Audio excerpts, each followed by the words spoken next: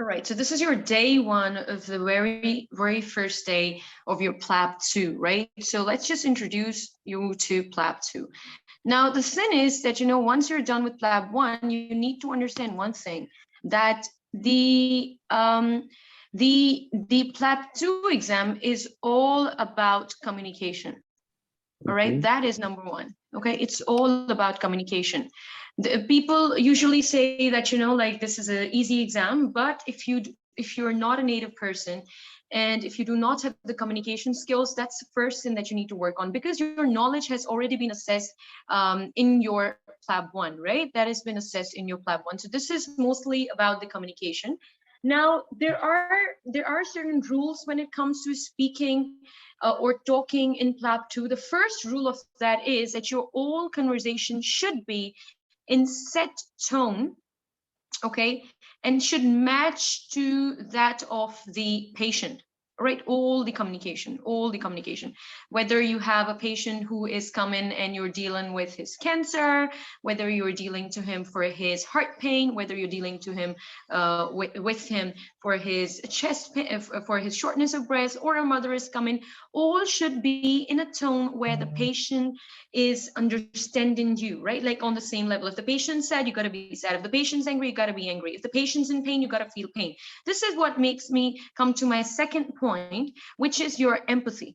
All right, you need to work on this. Like, see, there is the fact that you're going to have many stations, and they say that they're like 3-4 things are what they're testing you on, but this is a core of the whole thing. The core of your Plab 2 is communication, right? So number one was your tone settlement. The second thing is empathy. For your empathy, Dr. Ali, are you following me? Yes, I am. I need a yes or no throughout as we go along. Yeah. All right. So empathy, for that, first of all, I need to ask you, tell me, what do you mean by empathy? What does it mean to you, empathy? I think that means like sympathizing with the patient. If they are feeling pain, I shouldn't be laughing. If they are happy, I shouldn't bring them down, like say something rude. So what is the difference between empathy and sympathy? Because sympathize anyone can do, but a doctor is supposed to be empathetic. What does it mean? What does it mean exactly?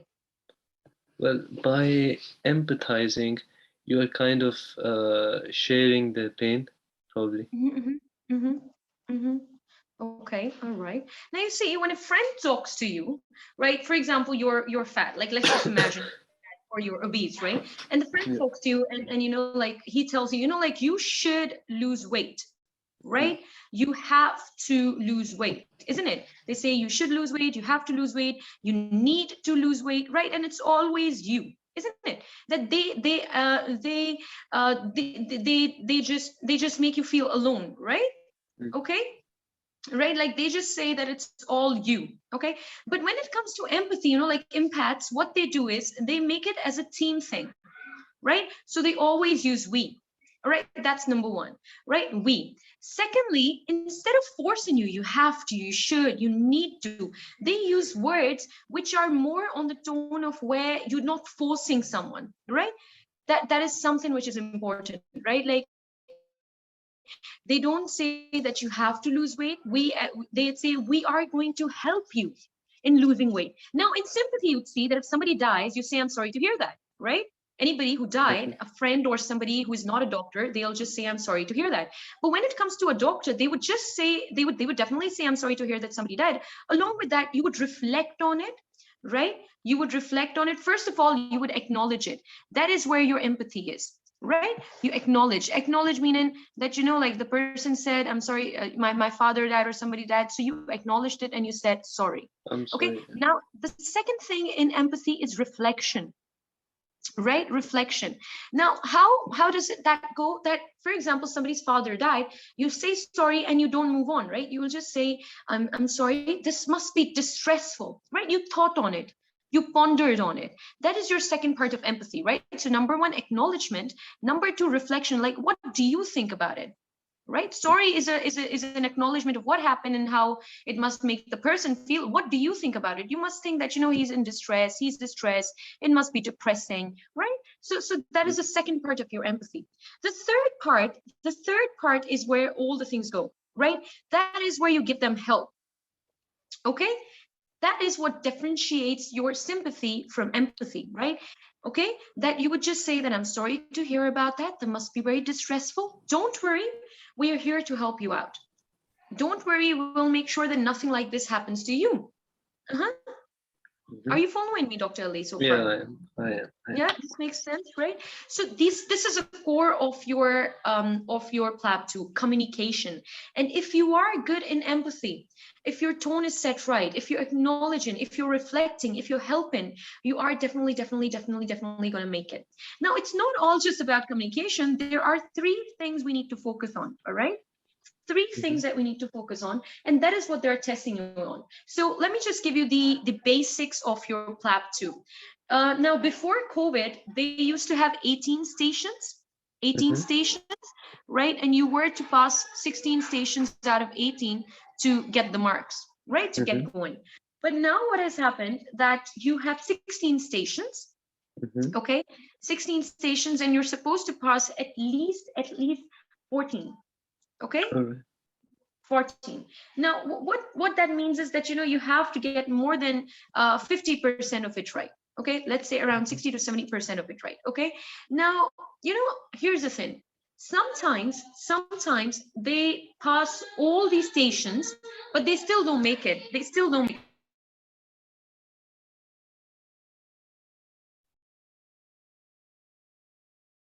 All right, Dr. Ali. So there are times when the person, it just does it all and still doesn't make it. Why? Because there are different components that you need to focus on, right? There are different components that you need to focus on in Plab 2. Each station is going to be of 8 minutes duration. All right. Now they can change rules. I don't know at your time what they would do, whether they're going to give you 18 stations, 16 stations. Just know in between them, you're going to have 2 resting stations as well. Right? We've got 2 resting stations. Yes. I must tell you that I did go through a test. It was a NOSCI, exactly. It seems exactly the same. It's called clinical skill assessment, and that is also for like joining the UKFP, the foundation program. And I remember preparing for that, and in fact, I've got my feedback from that exam as well, and there are like different aspects of that they're assessing. There's your interpersonal skills, your time management, or your diagnosis, your history taking. I don't actually remember like all of them, but I do have something like that. I feel like this exam is like quite similar to that. Not just this exam. See, any exam that you ever take that involves a patient, that involves you, that involves his diagnosis, his treatment, right?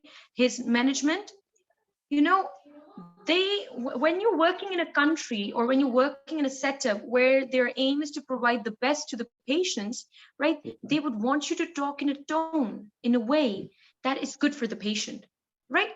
And it's been not just this exam or any other exam, it's been just from the beginning, right? That they've taught you to go for history, right? You did it in your math school, right? So it's nothing new.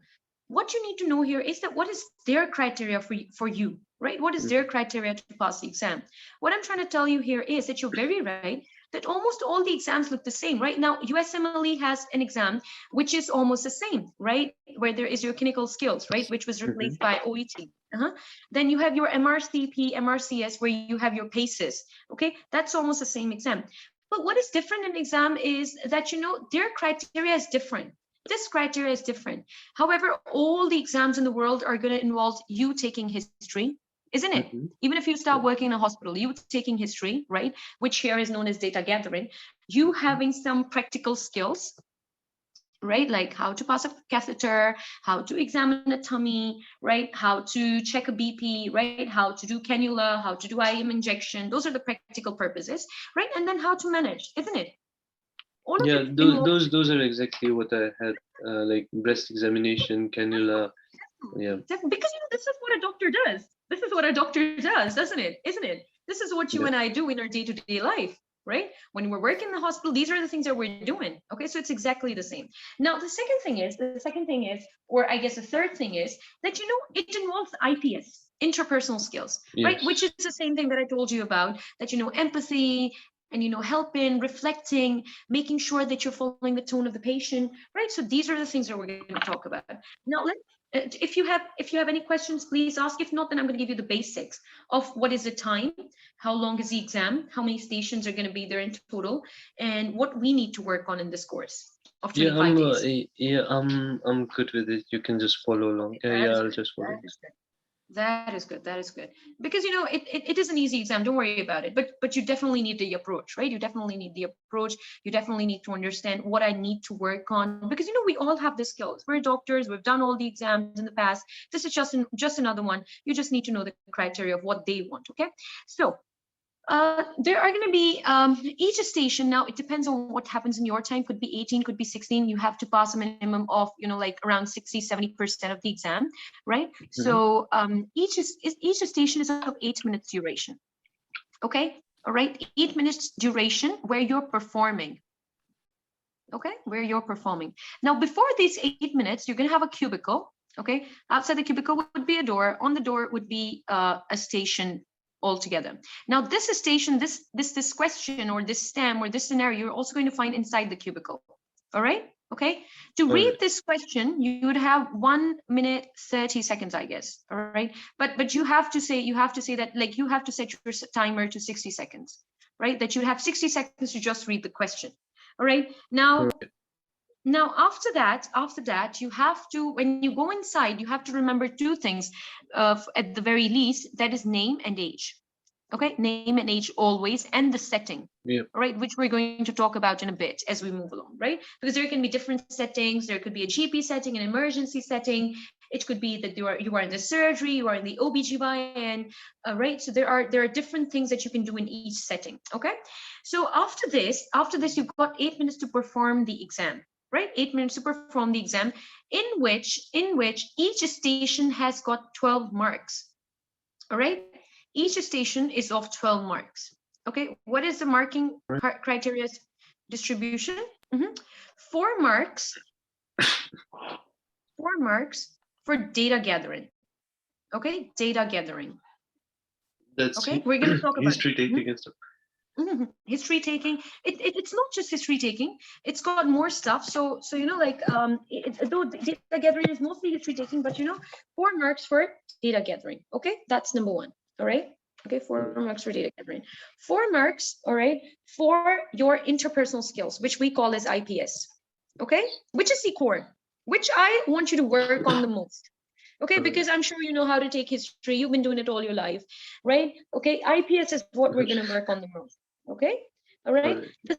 The third 4 marks, because I told you it's 12 marks each, right? 12 marks each. I told you it's 12 marks each. 4 marks for data gathering, 4 marks for IPS, and 4 marks for clinical management skills, which we're going to call CMS. Okay.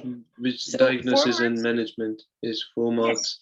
4 marks is in interpersonal skills, and 4 marks are data gathering. Okay. Now, how is it different, right? Now, see, in your data gathering, what comes in your data gathering? This is exactly available on the NHS website. Okay, you could just, we're going to do that too in a bit, maybe in the next class. But today we're just learning the basics, right? So in data gathering comes in your history. All right.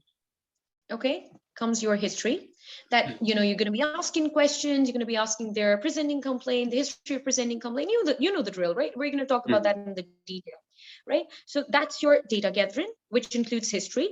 Number 2, it includes your examination. Okay, that is also part of data gathering, which is 4 marks only. And for you to pass the exam, you at least need around 6 to 8 marks, but it differs It depends on how difficult the exam is, right? Yeah, the Angus Sometimes, method and stuff. Yes. sometimes the exam is very, very difficult, so the passing mark varies. On also about it also varies on how the rest of the candidates are doing. If they are doing very good and you don't do good, then obviously you're not going to get good marks. But if they are doing very bad and you still are doing bad, so that station is going to have low marking, right? So it just varies. I hope you're following. Yeah. Yeah, indeed. The exam I was talking to you about, this just sounds like a Yeah. photocopy of it. All of it is same, Dr. Ali Raza. It's all the same. You go for CS, USMLE, same. PACES, same. The one that you're talking about, the clinical, I guess it's CSA. CSA, That's what you're yes, talking about, CSA. right? Yes, yes. That's the same. All of them are the same. You do the Australian exam, you got your AMC Part 2, same. You work in Pakistan, you have got your FCPS, they've got their, what is that called? OSCE something, that's the same. India, NEET, same. All of it is same. But what is different here is that you need to familiarize yourself with the UK system, right? UK What happens system, in UK? Yeah. So What happens in it's good that I prepared for that because that was a UK good, exam good. and That is good. That is that's good. So good. you know more than me then. Okay. Right. So history, examination, new No. data gathering. Okay. All right. Okay. History, data gathering. And the third thing is the provisional diagnosis. That what you made your provisional diagnosis in your head. Okay. This all is just 4 marks, right? Okay.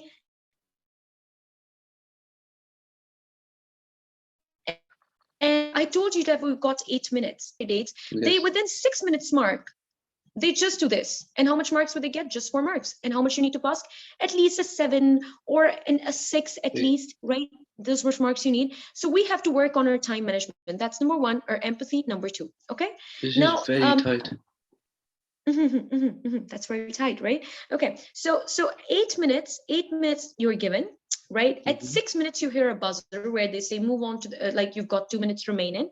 There you have to wrap things up, and it is very important that by that point you're just explaining things to the patient and you're not still going to the diagnosis, right? We're going to talk about that. So this is 4 marks for data gathering. Now the 4 marks, the rest of the 4 marks, that what I want you to rely more on after your data gathering and your management skills is IPS, right? What is IPS? IPS means that how you are communicating, okay, as we talked about, right? Which includes your empathy, your tone, your reflection, your acknowledgement, okay? All right, that is your communication, okay, with the patient, okay, with the patient, the relatives, because you're going to have relatives. Okay, you got to deal with relatives as you're working as a doctor. That we got relatives. Sometimes they're angry relatives, sometimes they're happy relatives, right? So you got to deal with all of them, right? And that's where your communication skills come to test. Okay, patients, relatives, and your colleagues at time. You're going to come across colleagues who are drunk, who are using cocaine, right? Sometimes you have to call them on the phone, the patients or the relatives, and you have to apologize for an error you made. Those are the different stations that we're going to talk about as we move along, right? Okay, then it is that whom you're talking to, right? That's where your communication comes in. Then what you're talking about, what would you be talking about in the IPS? You would definitely be explaining to them, the diagnosis, right? The management, okay? The investigations, the labs that you do, right? What would happen in the future? Okay, that all just comes in, like, all your station is IPS, all the station, right? That just means is that, your data gathering, okay, your data gathering and your management skills should have all the communication skills, right? Like you have to have the tone throughout empathetic, right? Meaning if your IPS is good, you're going to get through the exam very easily if you do a little bit of management and a lot of data gathering altogether. Are you following me, Dr. Ali? Any questions so far? Yeah, definitely. No, it's all good. No. That is good to know. That's very good to know, right? Now, management, what management would include, right? Management would include whether you're going to, depending on the setting, whether you're going to admit the patient, right? Whether you're going to involve your senior, whether it includes, like the fluids or, whether it includes oxygen, right? This is like the most basic one, whether it includes antibiotics, whether it includes symptomatic treatment, right? Okay, whether it is, now this is all medical, isn't it? There are treatments which are non-medical, right? Isn't it? Non-medical treatment meaning CBT and stuff. CBT, cognitive behavioral therapy, talking therapy, right? Counseling the patient, okay? Counseling the patient on their lifestyle. This is your management, right? Along with that, you have to see that whom you're going to refer the patient to, right? Referral.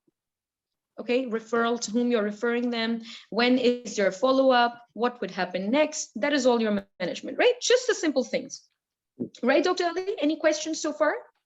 All good. That is good to know. I'm very happy. I don't have to repeat anything. That's good. Okay, now let's come to the stations. All right, let's come to what kind of stations you might have. Now, there are certain things which are very, very important for us to do. And we'd definitely be doing those, because those can come as stations. Right now, you're going to have, as I told you, like around 16 stations.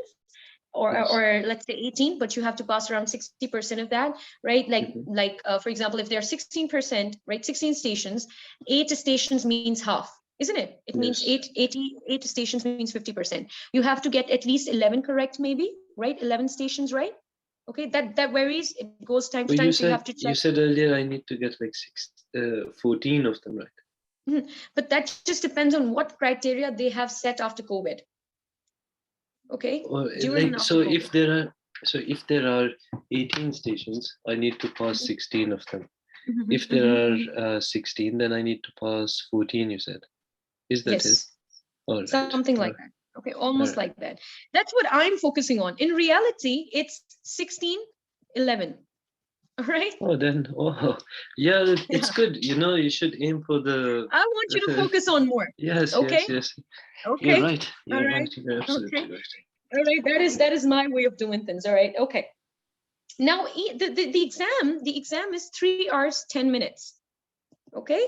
It's 3 hours. Okay. 10 minutes. That's how much the exam is for.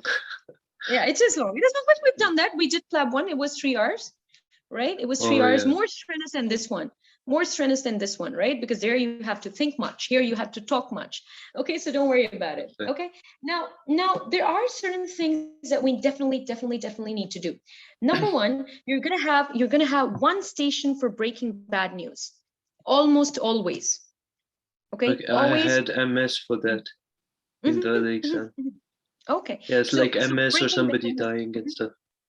Okay. Yeah, that's true, right? Like you're breaking the bad news. It could be that the person's got intracranial bleed, right? Now, bad news, it varies from person to person. For example, a woman's pregnant, she's 18 years old, right? She's 18 years old. What is breaking? And she was planning a pregnancy.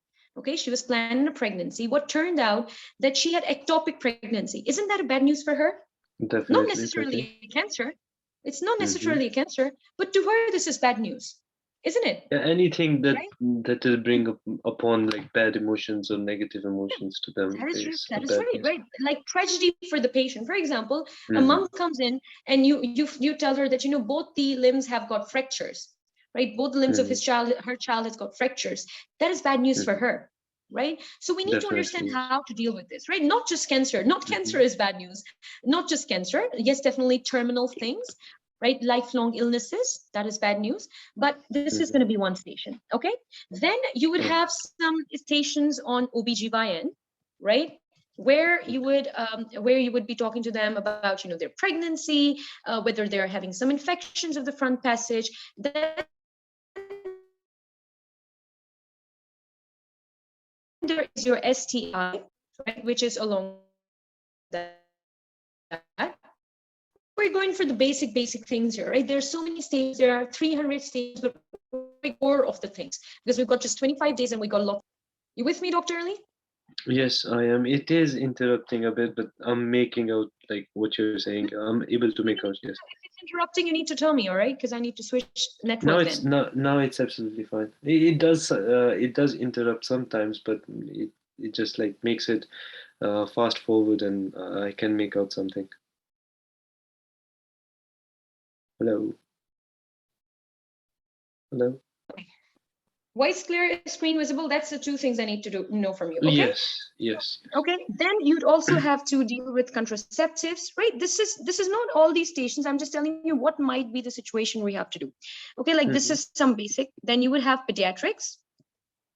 Okay, you would have pediatrics, then you would have some history stations, which would include your CVS, CNS, respiratory, all right, blood, okay, rheumatology, okay, back pain. I'm going to send you a whole list, right? Rheumatology, etc., okay? That is your history taking. You'd have maybe two history taking station, 2 or 3, okay? But that is a chunk of it, all right? After that, you've got your psychiatry. Definitely a station's coming on psychiatry, definitely, most likely, hopefully. That one I found the easiest one. Yeah, hopefully, yeah. If your skills of talking are good, then psychiatry is going to be easy for you, okay? That's what I'm saying. We need to work more on the talking because it's communication. In fact, okay? Yes. Then after that, you've got your surgery, right? You're going to have some surgery stations where the person's coming maybe for counseling, maybe they're coming for a previous checkup, or something like that, something on that that particular zone. All right, after that, what do we have? So we did our psychiatry, we did our pediatrics, we have our eye, right? We've got our eye, okay, ENT, right? The things that we did in Plab 1, right? Apart from that, you would have maybe a station on LGBTQ. Yeah, Okay, I'm forgetting, right? LGBTQ. Then you could have stations on NAI, which is non-accidental injury. We did this in our Plab 1, right? You could have stations on, where you're going to talk to angry relatives. Okay. My writing's real bad. I hope you're coping up. Okay. Angry relatives. Okay. Problem Are you colleagues. using a pen? Yes. I'm using a pen, but it's still then my writing's bad, but you're going to work out, right? Okay. I'm a doctor, for heaven's sake. Okay. Right. So Yeah, problem that's quite colleagues. understandable. Yeah, that's the language I want you to use. But in your Plab, you're not going to say I understand things, right? You'd say I see, because what if an angry patient says, how do you understand? You're not in my shoes. Okay, so we just did one thing right there. No understanding. We don't understand them. We see things, right? Okay, we don't understand. Even though we say empathy is putting yourself in the patient's shoe, but we don't understand things. We see things, and we kind of acknowledge on the superficial level, but provide them more of a help. Okay, so these are the things, right? You're going to have angry patients almost always, problem colleagues, refusal stations. A patient is refusing something, right? There could be a medical error. Okay, there could be a station on medical error where, for example, a person, like a person had a stone in his gallbladder, right? And you said, no, you don't have any stones, right? But then you call them up and you say, I'm sorry, there was a mix up and we apologize. This is not going to happen in the future. We're going to do a complaint form or something like that, right? So these are the things that we're going to mostly focus on. Now, all of this is too much, isn't it? It's almost too much. You need to have some structure of it. Right, you need to have some structure. Okay, are you following me, Dr. It's not possible to memorize everything. It's like you have to have some structure that you can tackle every problem through. This is why we're not going to make you remember all of it. Yeah, we're going to just give you some structure, which I have, like you see, this is not mine, right? Because this is of the teachers who taught me, and they were taught by someone else. Right, so I'm not claiming this structure. Obviously, you learn from people. Have you done this exam? Yeah. Okay. All right. Okay. So so we've got 3 basic structures. All right. We've got 3 basic structures. All right. Number 1 is medicine structure. 3 basic structures. Number 1 is medicine structure. Okay. Number 2 is your counseling structure. Counseling structure where the case would be already diagnosed.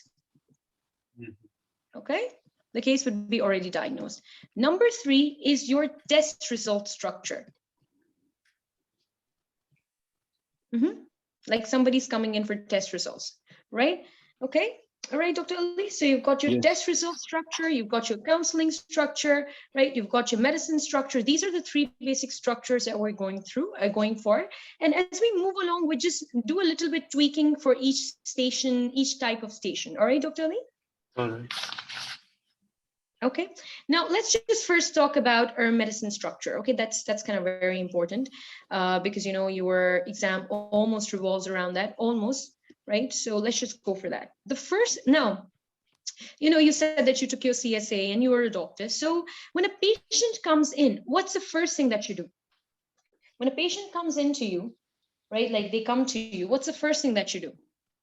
You greet them. Yeah, anybody. You can just greet the patient, greet them. You greet them. Right. That's number one. You greet them. What is the second thing that you do after greeting? Well, introduce yourself. Introduce yourself.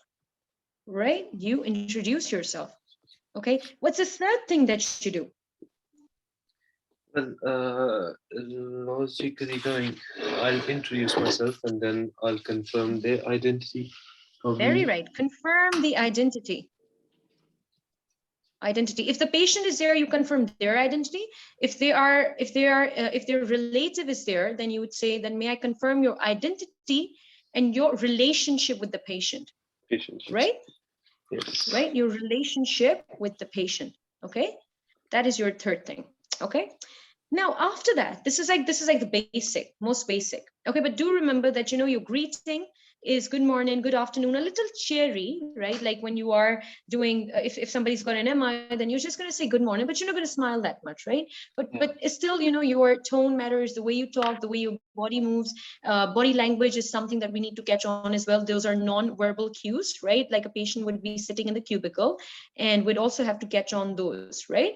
Okay, like the patient would be kind of jittery, right? Patients who are psychotic, not psychotic, like somebody who is alcohol abuser, and they have been admitted for a surgery, for example, right? And they were not taking alcohol for 3 or 4 days.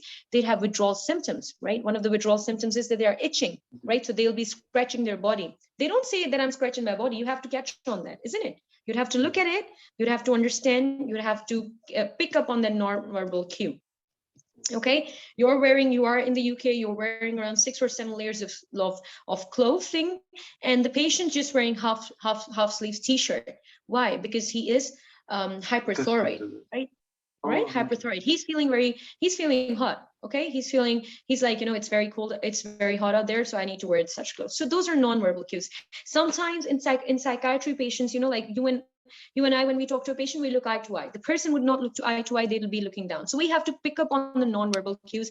What I'm trying to say here is, why did I start talking about it over here, is because after you greet, after you introduce, after you identify the patient, the thing is that you look at the patient and you start picking on your non-verbal cues. Those are the most important ones, right? Look at their facial expression, look at their hands, look at their body overall, right? A patient with MI, he'd be putting his hand on his chest, right? He'd be putting his hand on his chest, right? A patient with abdominal pain, they'll be putting the hand on their abdomen, right? So things like that. That is also important, all right?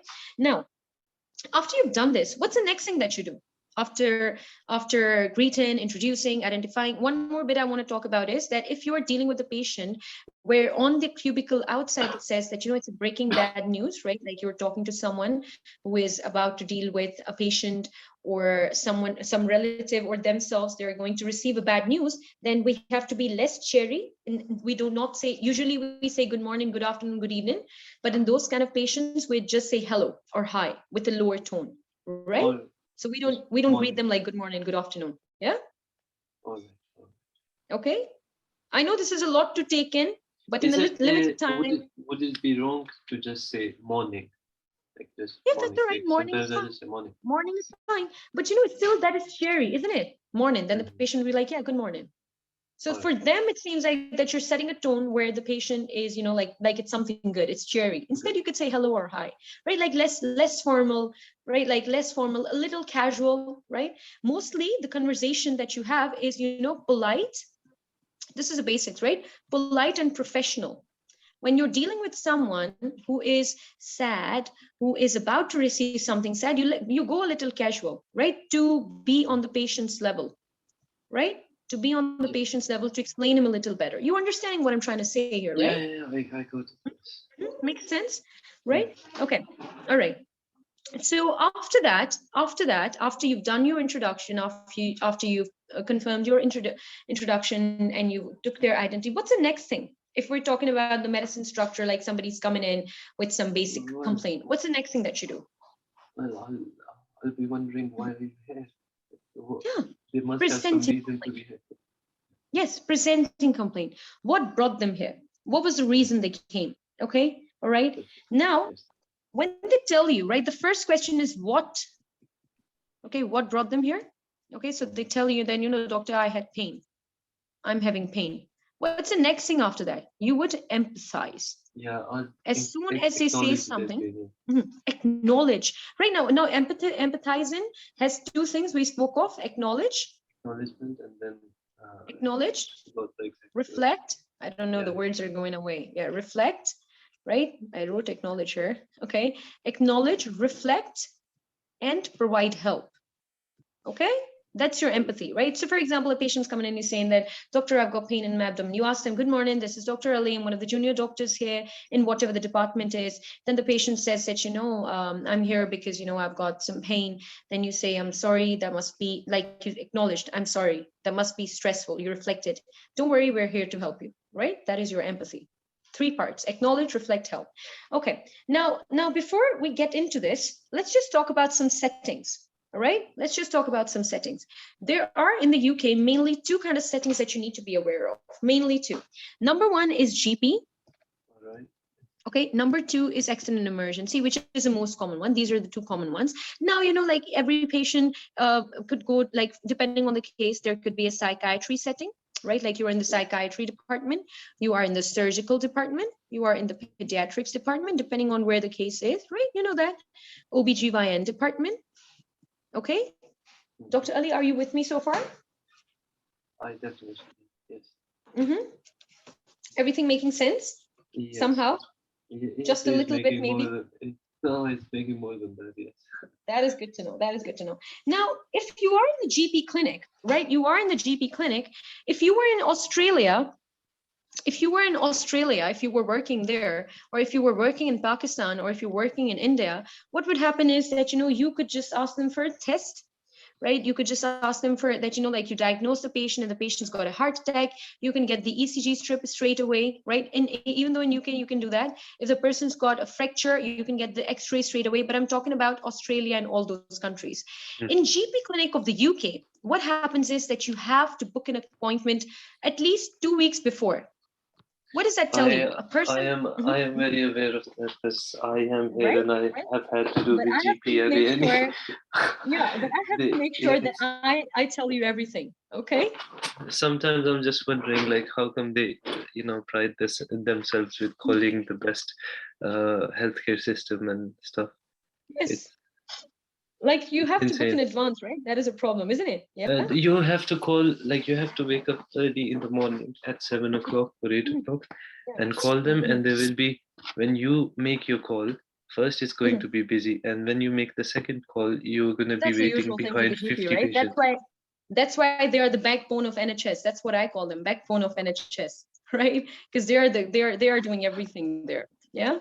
So 2 weeks before you have to book an appointment, mostly, like we have to ring in advance. So what this tells you? This tells you that, you know, an acute case, right? Like MI, right? Yeah. Like an ectopic pregnancy, that wouldn't go to the GP. Most likely they can go. There are well-men clinics, right? There are well-men clinics. They can go there, but most likely those cases would not go there. Most likely they won't go there. So what can you do in the GP and what you cannot do in the GP? In the GP, you can order ECG, right? You can order ECG, right? Because they do most likely sometimes have it. Some clinics have it, some don't.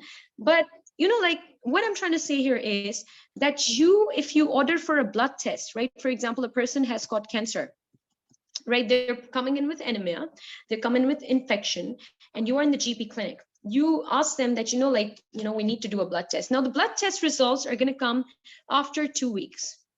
Okay, most likely 2 weeks, 3 weeks, that's how they come. Until then, the patient's got cancer. Are you going to make them sit here for the results to come back, or you would refer them urgently to another? In case of cancer, like suspected cancer, there is a 2-week referral pathway to the specialist.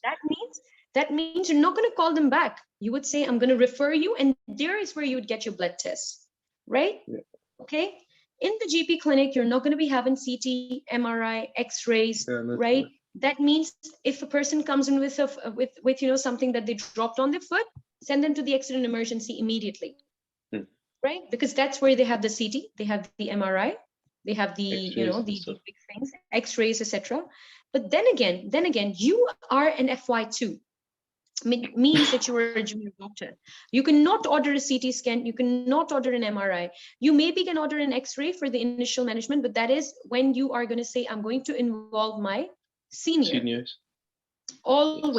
Always. All right. So I'm trying to tell you the settings, that there's a GP setting where most of the things are only if they are booked in advance, and we don't have the CT, we don't have the MRI, we don't have the X-ray.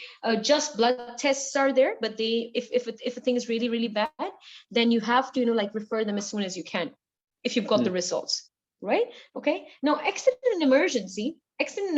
Now, in GP clinic, mostly you have follow-up. Even if it's something chronic, mostly you have follow-up or something that has been chronic, right? Okay. Yeah. Like somebody came in back with a blood test, which shows he's got, you know, like low limbs, low HP, everything on the low line. So you're thinking it's a cancer because it's a follow-up, right?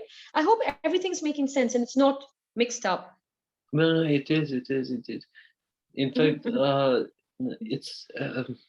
it's kind of easy to understand because That is good to know. it's nice. It's going very well. You keep on going. Yes, that's fine. Thank you so much. All right. Okay. So the next thing is your accident emergency, right? Now here, everything is available, right? In the GP or in the accident emergency, your work as an FY2 is to stabilize the patient. That is your main work. Okay, your main work is to stabilize the patient. The patient's saturation is low, put him on oxygen. The patient is having, he vomited 3 or 4 times, give him IV fluids. That's your work.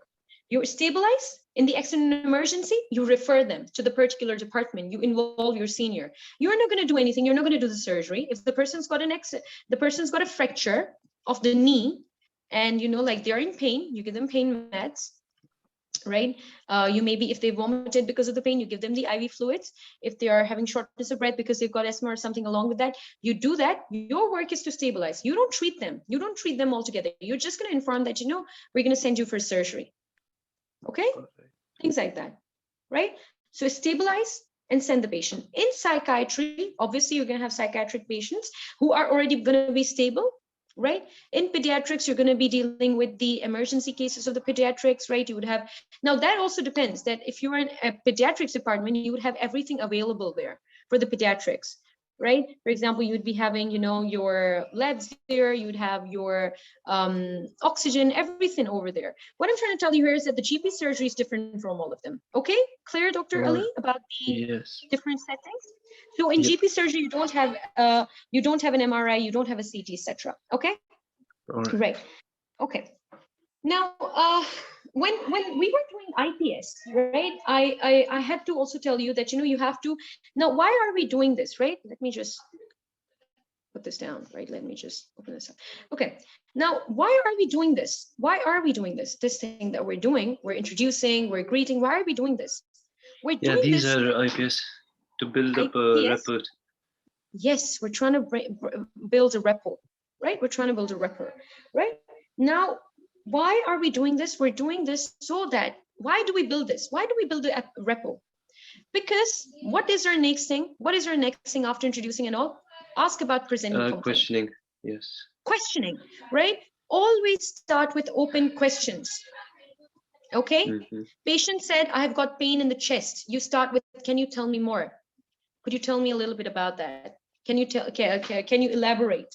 Right. So let them say things first. What that is gold for you. If they talk much, if they tell you everything, for example, patient comes with an MI, right? He's coming with chest pain, right? So you said, good morning, this is Dr. Ali. I'm one of the junior doctors here. You're always going to say, I'm one of the junior doctors and the patients in the accident emergency, right? I'm one of the junior doctors here in the accident emergency. May I please confirm your name and age? The patient said, so this is my name and age. Then you said, what brought you here? The patient said, I've got pain in the chest. Now you empathized and you said, can you tell me where that is? You lost it, right? Why? You didn't let the patient talk. If the patient talks, right, this is known as a golden 2 minutes or a golden 120 seconds. Okay, what does that mean? That means that when the patient talks, you can always almost get the diagnosis then and there. If you interrupt and if you don't ask or explore the thing, his presenting complaint, if you don't keep it open and you start with closed-ended questions, remember that for our history, we have a formula called Socrates, right? Yeah. Right? Where you start off by asking about the site, the onset, the character, the radiation, aggravating, time, and the associated, etc. things, right?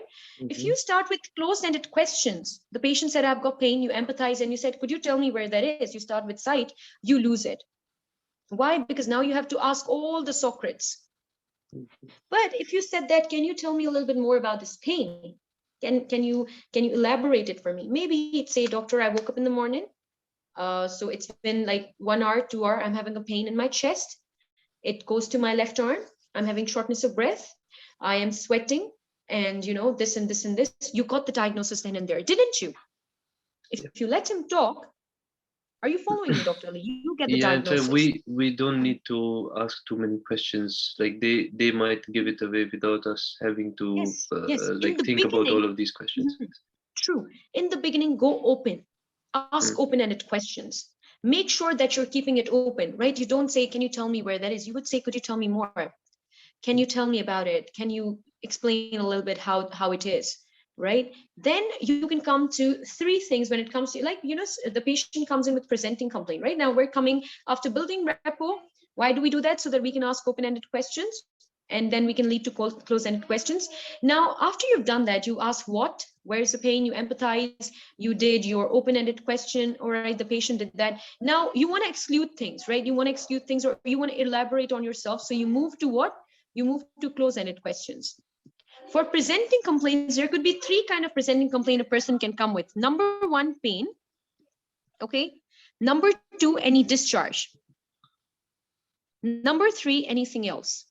And we've got formula for that. How do you ask history for each of this? Okay.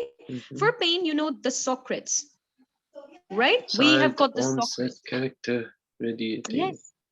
Yes. Aggravating, time, exacerbating factors, right? And severity, that's most important, severity, right? For discharge, what do I mean by discharge? Discharge coming from the eye, nose, any orifice, ear, okay, front passage,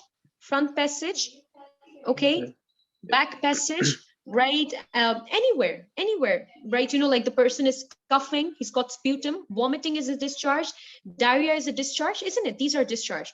For them, you've got the formula track. Okay, track. Time, right? How long has it been for? How long did you have the diarrhea for? The person came with diarrhea, you ask them, can you tell me a little bit more? The patient tells you more. Then you say, could you tell me when did it start? When did it start? How long it has been there for? Then our relation, is it in relation to something?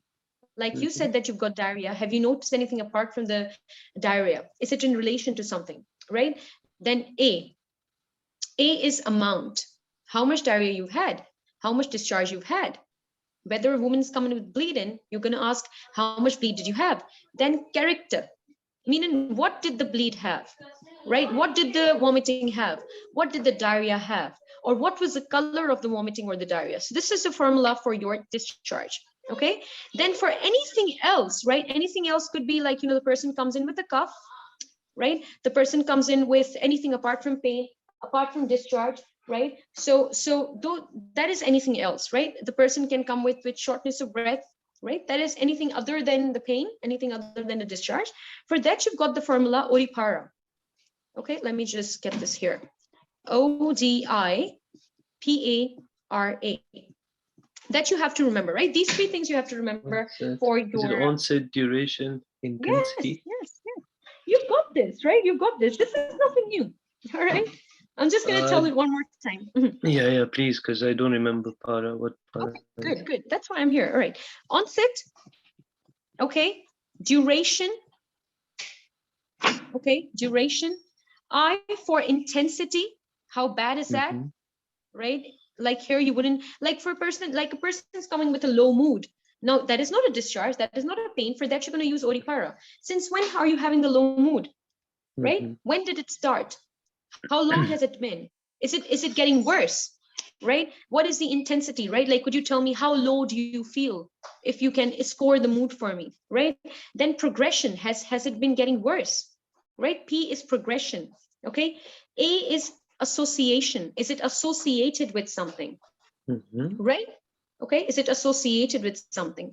A is associating. R is it relieved by anything? Does it get better by anything? Like when you go out with your friends, does it get better? Do you feel good about life? When you see your family, do you feel good about life? Do you get a better mood? Is it something that you do that makes you feel better? Right? We're just talking about mood now, right? If we're talking about comfort, say, you know, like when you lay down, does it get better? Okay, is there something that you use? If you're using a medication, does it make it better? Right? Then comes in your aggravation. Is there anything that makes it worse? You look at your spouse, do you feel like killing them? Right? You look at your neighbor, do you feel like killing them? What is making it worse? Right? So that is your odipara. So 3 things. Socrates. Okay, let me just clear this out. Everything's clear, right, Dr. Ali? Everything clear? Yes. Yeah, definitely. Okay. Not your That is good. handwriting, but yeah, everything else. Okay. All right. Let's not comment on that. We're the teacher here. Okay. All right. Okay. Socrates. Okay. Track. Odipara. These 3 things for medicine station.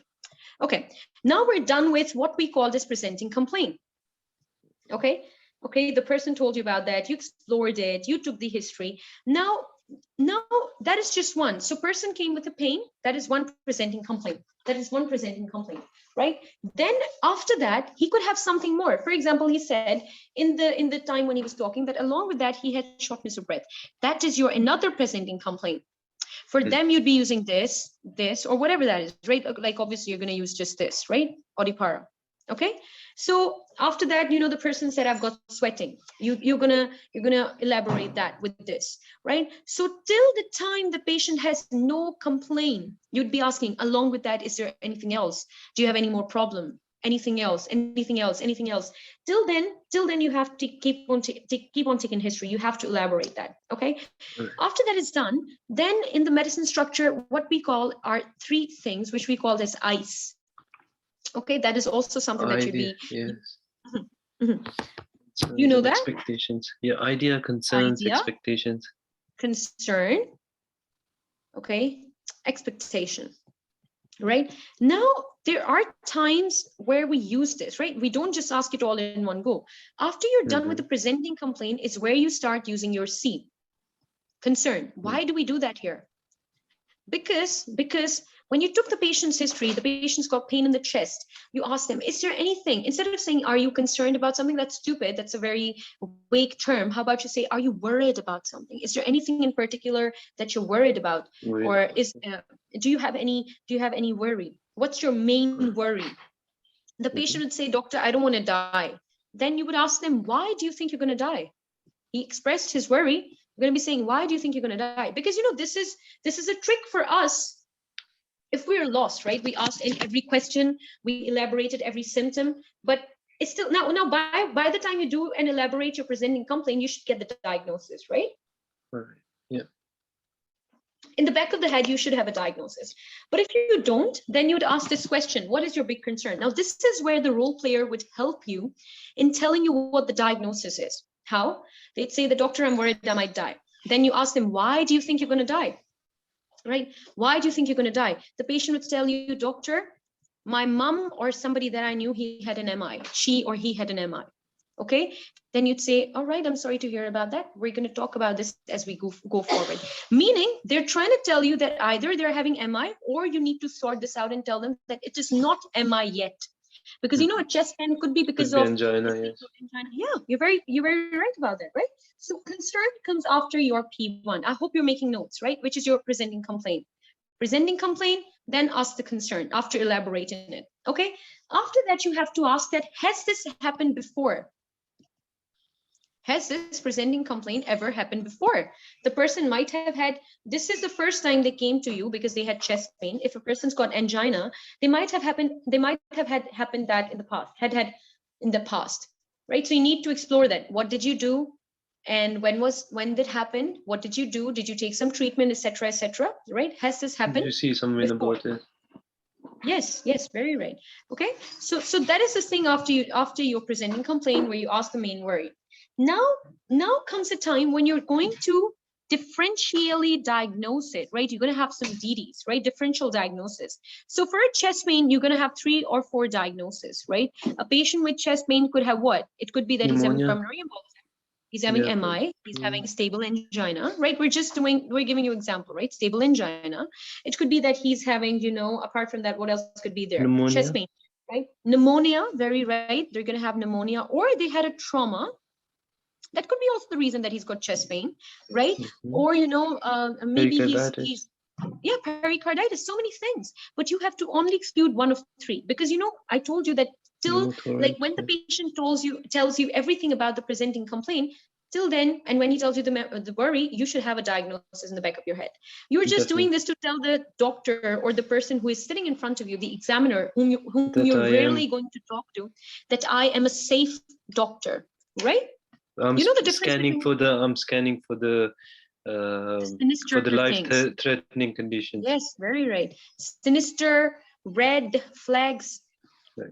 Okay, you're excluding those, right? That you are being a safe doctor. You know that in your Plab one, you were a good doctor. What does it mean by good doctor? Have you watched that show, Good Doctor? No. Okay. Good doctor means that you have a good knowledge. That is a good doctor. Okay. Now in Plab 2, they want to see if you're a safe doctor, meaning you're excluding the threatening, the sinister things. If you are in psychiatry, you need to exclude suicide. If you are seeing someone with chest pain, you need to exclude MI. If somebody's coming with shortness of breath, you have to exclude asthma. You have to exclude pulmonary embolism. Somebody's coming with knee pain, you have to exclude septic arthritis. Somebody's coming with back pain, you have to exclude your cauda equina. Remember when we were doing our Plab 1? Yes. Somebody had cauda equina, they had numbness in the groin. We had to send them immediately because it's a surgical emergency, right? A woman is pregnant, she's coming in, and you know, she's having pain in her abdomen. What do you have to exclude? Ectopic pregnancy. So you are excluding the sinister things, right? That's why you do the DDs, okay? Now, almost always in all the cases, in all the queries, in all the kinds of histories, you have to remember two things for always.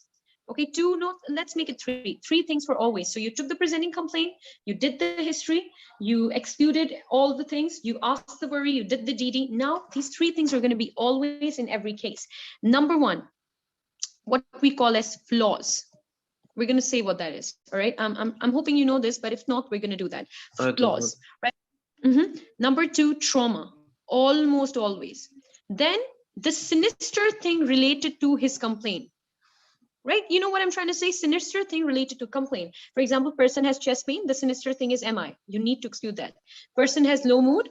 You need to exclude suicide. Person is being domestically having domestic violence. They're having NAI. You need to exclude suicide again, right? Isn't it? Because if somebody is going through something and they're coming to you for help, now it turns out that, you know, they eventually, if they go through this, they do suicide, right? They commit suicide, right?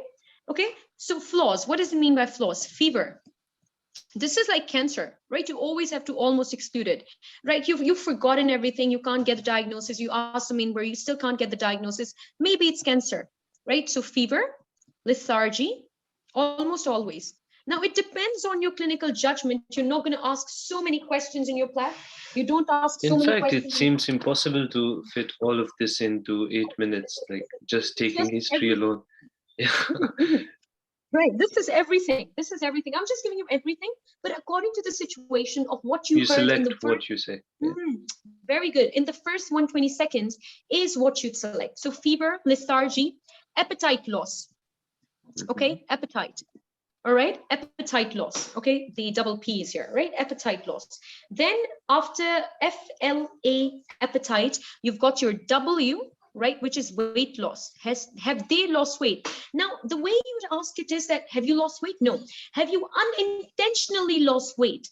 There are certain people, right? For example, psychiatric case, anorexia nervosa. She's lost weight, she's losing weight, but she's doing it intentionally, right? You know, Diana had bulimia nervosa. Yeah. All right. No, I had no idea. Right? No, I'm just telling you that. Okay. So she had bulimia nervosa. What she used to do is, right? And you know, you've got the models, etc. You've got teenage students, they have anorexia nervosa. What they do is they induce vomiting.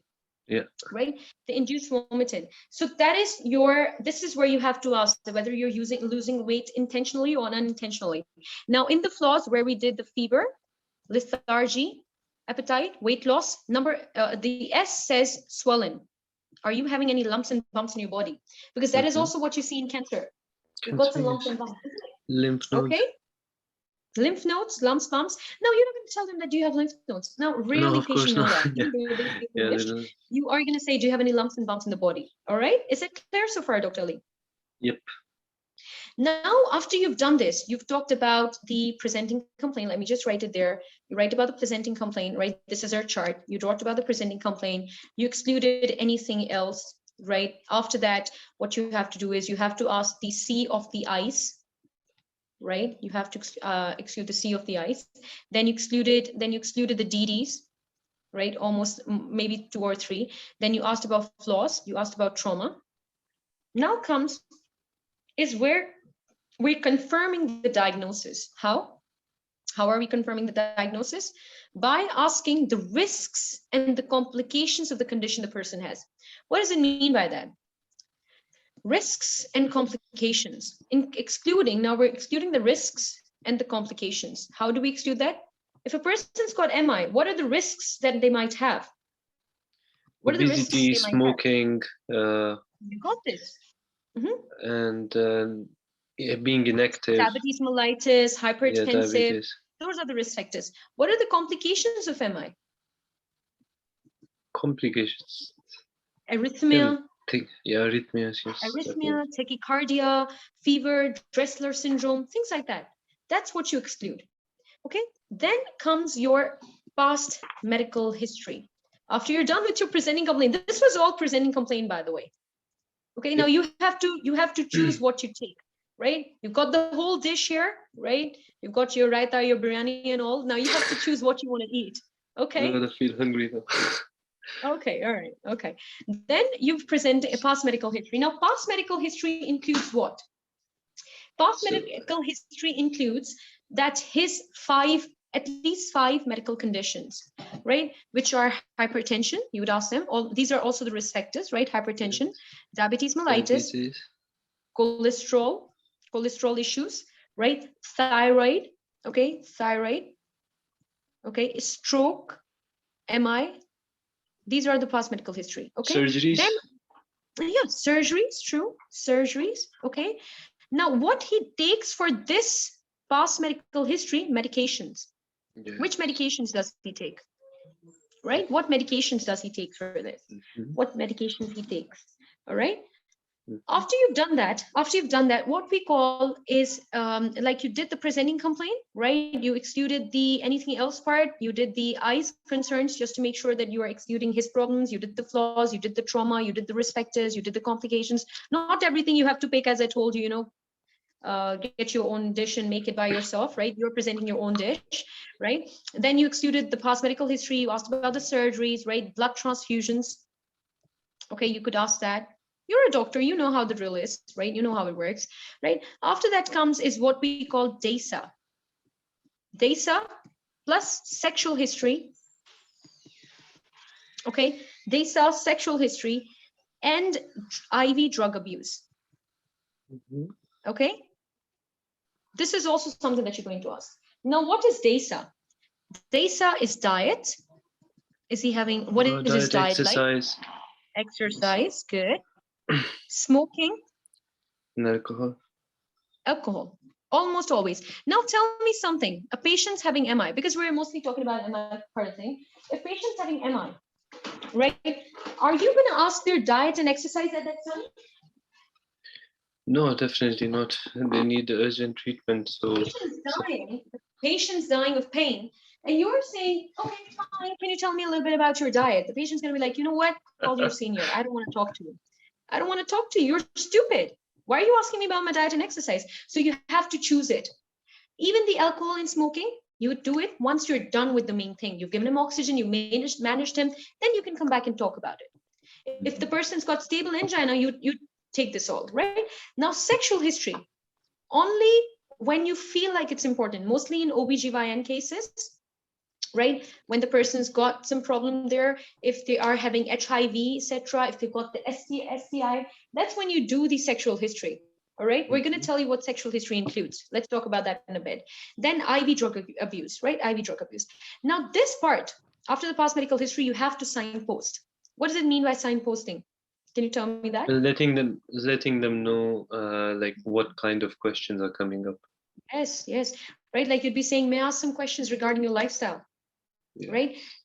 There are going to be, now this is just that. But when you ask about the IV drug abuse, the sexual history, right, from a man or a woman, you have to say, you know, like in our consultation, we ask some questions that sound a little intrusive, but it is important for our diagnosis. So is it okay, may I ask if I may ask those questions, right? So when it comes to the sexual history, you're going to ask 3 or 4 questions. Number one, please write these down. I'm going to give you the recording, but still, if you want, right? How long have you been sexually? First, you'd ask, are you sexually active? Active. Okay, right? How long? Okay, how long have you been sexually active? And if you're sexually active, do you have a partner? If that partner is there, is that partner a stable partner? Okay, if that partner is there, is that a stable partner? If not, then how many partners have you had in the past 6 months? Okay, how many partners you've had in the past 6 months, and are you in contact with them? Because you know, at some point, if somebody's got HIV, you need to refer them, isn't it? You have to get them in contact. You'd have to make sure that you treat them, right? So sexually active since when? How long? Right? Partner, okay? And you have to ask that when was the last time you had unprotected sexual intercourse? Okay? Why? Because if somebody's coming in for a contraceptive, even though she said I need a contraceptive for long term, you need to ask that, you know, when was the last time, like first question before this first question is that, do you use protection? Right? I mean, are you using condoms or something? They'll say, you know, like we use it, sometimes it bursts, so this is why I'm coming in. So you're going to ask them unprotected sexual intercourse questions. That's so, if it is so, if you're not using protection, or if you are using protection, did you have unprotected sexual intercourse? And Dr. Ali, the thing is that, you know, you have to be very fluent in this. Because you're a guy, you have to be fluent in this, right? Even if for a woman, you know, like we are from different part of the world, right? We're not in the UK, we're not used to saying these things, right? Even if you're from Bangladesh, from Pakistan, from India, right? This is difficult for you to talk about, but you have to talk about it, right? So Yeah, be I'm very comfy fluent with in it. it. Yes, I'm That is comfy with good it. to know. Actually. That is good to know. That is good to know. So you know, this is why are we signposting? Even though we're talking to a person who is, you know, like their culture is that they're very open about it, but even then we're signposting, because this is personal. This is intrusion, right? This is integrate, right? So very important that you are making sure that you signpost. Are you sexually active? How long? Do you have a partner? Is it stable? How long has that been for? Like, if you're not stable, if there is no stability of the partner, how many partners have you had in the last 6 months?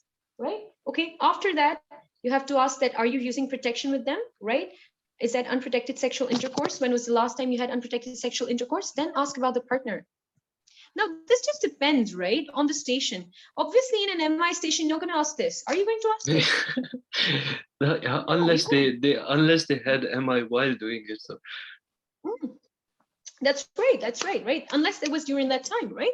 Yeah. So partner, right? What is the age of the partner? Okay, there are certain ages where it is illegal to have sexual intercourse with them, right?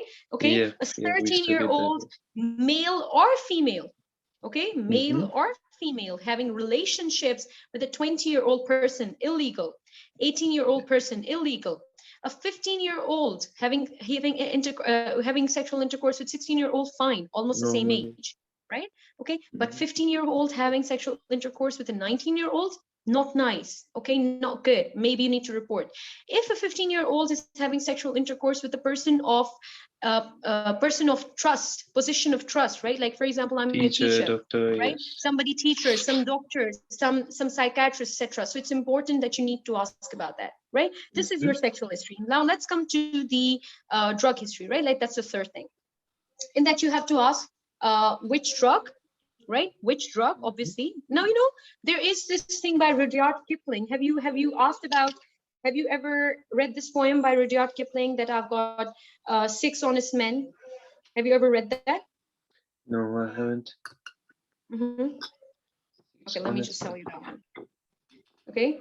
That is very important, because if you understand that poem, right, you might understand everything, right? So he says, I keep 6 honest men. You forget about everything. Just remember this poem. Just remember this line, right? That's what I want you to remember. I keep, like, you're talking about something and you forget which questions to ask, right? I keep 6 honest men. I know you'd be like, she's teaching me English, or she's obsessed with English, but it is important, right? This is No, that's very because good. you forget other things. Everyone's got the passion. Right? Yes. Right?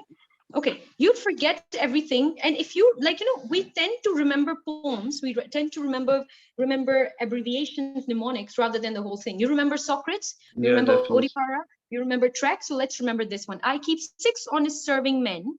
They taught me all I knew.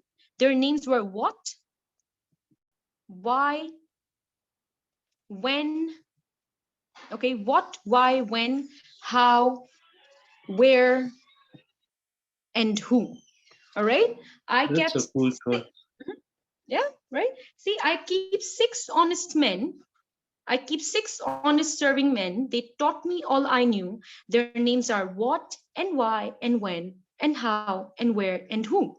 Now we're just talking about drug abuse, right? So what? What is it that you take? Right? What? Why? Why do you use that? When do you use that? How much do you use that? Where do you use that? With whom do you use that?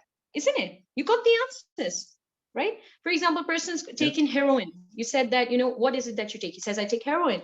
Then you ask him, why do you take it? I'm depressed. I don't have friends, right? When do you take it? Whenever I feel like. When I wake up in the morning, I take it. How do you take it? I take it via injections, right? Or I snort it, right? Where do you take it? With my friends, right? With whom do you take it, right? Where do you take it? Anywhere, be it home, be it in a sanctuary, be it under the bus, be it after school. With whom do you take it? With my partner, with my friends, with my mom and dad. Okay, right? So you have to remember this for just this, right? Now, if you forget everything else, again, you can ask about the chest pain, right? So what is that you have? I've got chest pain. Why do you have that? I don't know. When did you have that? 2 hours ago. How did you have that? I don't know, right? But this is just for some things, right? Not for all of it, right? So you forget about things, you can remember this. Okay, all right. So we're done with DASA, we're done with sexual history, we're done with IV drug abuse. Now comes the thing, what we call as meftosa. Right now, this is more detailed, right? Where you have got your meftosa. This is another mnemonic. Now, you're not going to use this always. Number one, medication. Apart, we took the past medical history.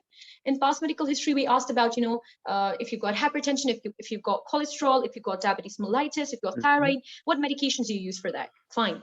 Meftosa is M, which is medication. Is there anything else apart from the medications that you're using? Right? Right. Yeah. Any over-the-counter drugs and stuff. Yes. Yes. Sorry, Dr. Ali, I couldn't get you. Yeah. I was saying like anything over the counter that's not been prescribed, or some herbal medications. Apart from that, right? Like, it's better to say anything apart from that. Right? Anything apart from the ones that you're using, right? Over the counter, as you said, herbal, right? Your dad brought it for you. He smuggled it from another country for you, because in the UK, they don't give you paracetamol as much as you want, right? Marijuana or so. That is also medication, right? For some of us, not us, for them. Yeah. A for allergy. Are you by any chance allergic to anything? This is almost always important. These two questions, almost always. Right? Then F is for family history. Almost in all cases, you'd ask family history. Somebody's got breast cancer. You ask about the allergy, because maybe they're allergic to a medication we cannot give them. Somebody's having MI, right? So they are allergic to a particular medication. Somebody's got sepsis. You cannot give them paracetamol. You need to know these things, right? This is need to know. Then family history. Anybody in your family? Now, you're not going to ask that, anybody in your family had sepsis. That's stupid, isn't it? Yes, you can ask that somebody in your family had an MI, somebody in your family had, like cough, had an asthma, right? Somebody in your family had ectopic pregnancy, somebody in your family had breast cancer. But are you going to ask that somebody in your family used heroin? No, you wouldn't say that. You would ask depression, but you have to choose, right? So this is your dish, you got to choose. T is for travel history, DVT, right? Those are the times when you take travel history. When there are STIs, you take travel history. O is for what is it that you do? Infections. Very right. O is for occupation. What is it that you do? In some cases, you might have to take, this is known as psychosocial, right? Psychosocial. In some cases, you might have to take it right after you take the presenting complaint, right? So a person's having tiredness for the past 3 months, 3 weeks. You need to ask, what is it that you do? Right? He'd say, doctor, I am a clerk.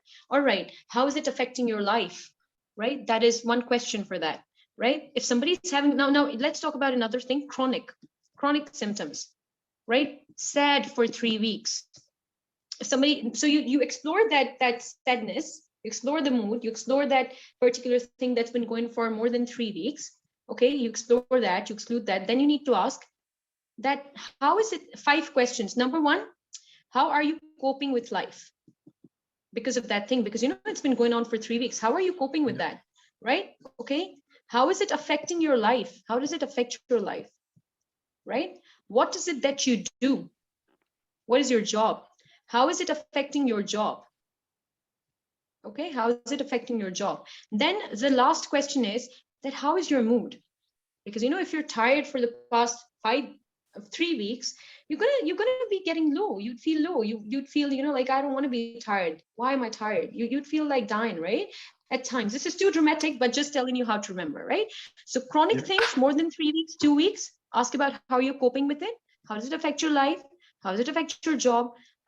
What is it that you do for a living? How does it affect your job, right? What is your mood like? All right, this is for chronic. Okay, so medicine, allergy, family history, travel history, occupation. S is for social history. If a person's got cancer and you're about to break the bad news, you're going to ask them, whom do you live with? Where do you live? Whom do you live with? Is there anyone who's there to support for you? Right? A person's got HIV, right? A person's got TB, right? So you have to ask them, how are your financial circumstances? Right? A person's getting domestic abuse. You need to ask them social history. Whom do you live with? Is there anyone to support you? Are you having any family? Right? What job is it that you do? Right? Because if it is the case that she's got no one, you have to provide for her. You would have to help her out. Right? Then A is anything else. Okay, again, apart from that, so we asked so many questions. Is there anything else you want to talk about? Now, this all is data gathering just for medicine. Are you following me, Dr. Ali? Yep. Okay, this is too much to take in, but I'm hoping you're following, right? Yeah, okay. I am following indeed. That is good. I'm actually happy that you're fast forwarding through this stuff, because it's boring. Trust me. Once you know this, you're going to be like, okay, I don't want to hear this again and again. But this is important, right? This is our basic structure. It's like foundation. Okay. Yes. All right. Now, after you're done with the history, is where your second thing of the ice comes in. Concern you asked about right after the presenting complaint and discovering anything else, right? This is your expectation. After you've done that, you have to ask them, is there anything you're expecting from us today? Because, now you're moving to what? You're moving to examination. That is still the part of data gathering, right? You're moving to investigation. That's still the part of data gathering, right? Like when you are taking investigations, you're data gathering. You're not managing, right? You're data gathering still. You're confirming the thing.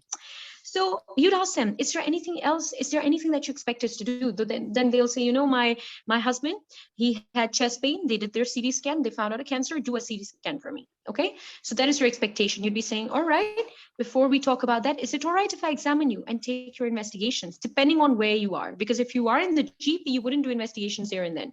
Unless it's a chronic condition or so. Because when you say that I'm going to examine you, you do it then and there. Right? You'd say that, okay, thank you for answering all my questions. I'd want to examine you. Is that all right? Take consent, first of all.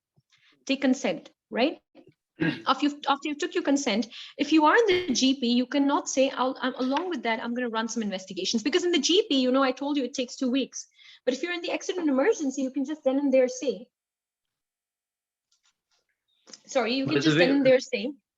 It doesn't take 2 weeks. So if you call today, you can get an appointment for today. Yeah, but I don't know why people. Yeah, the results come afterwards.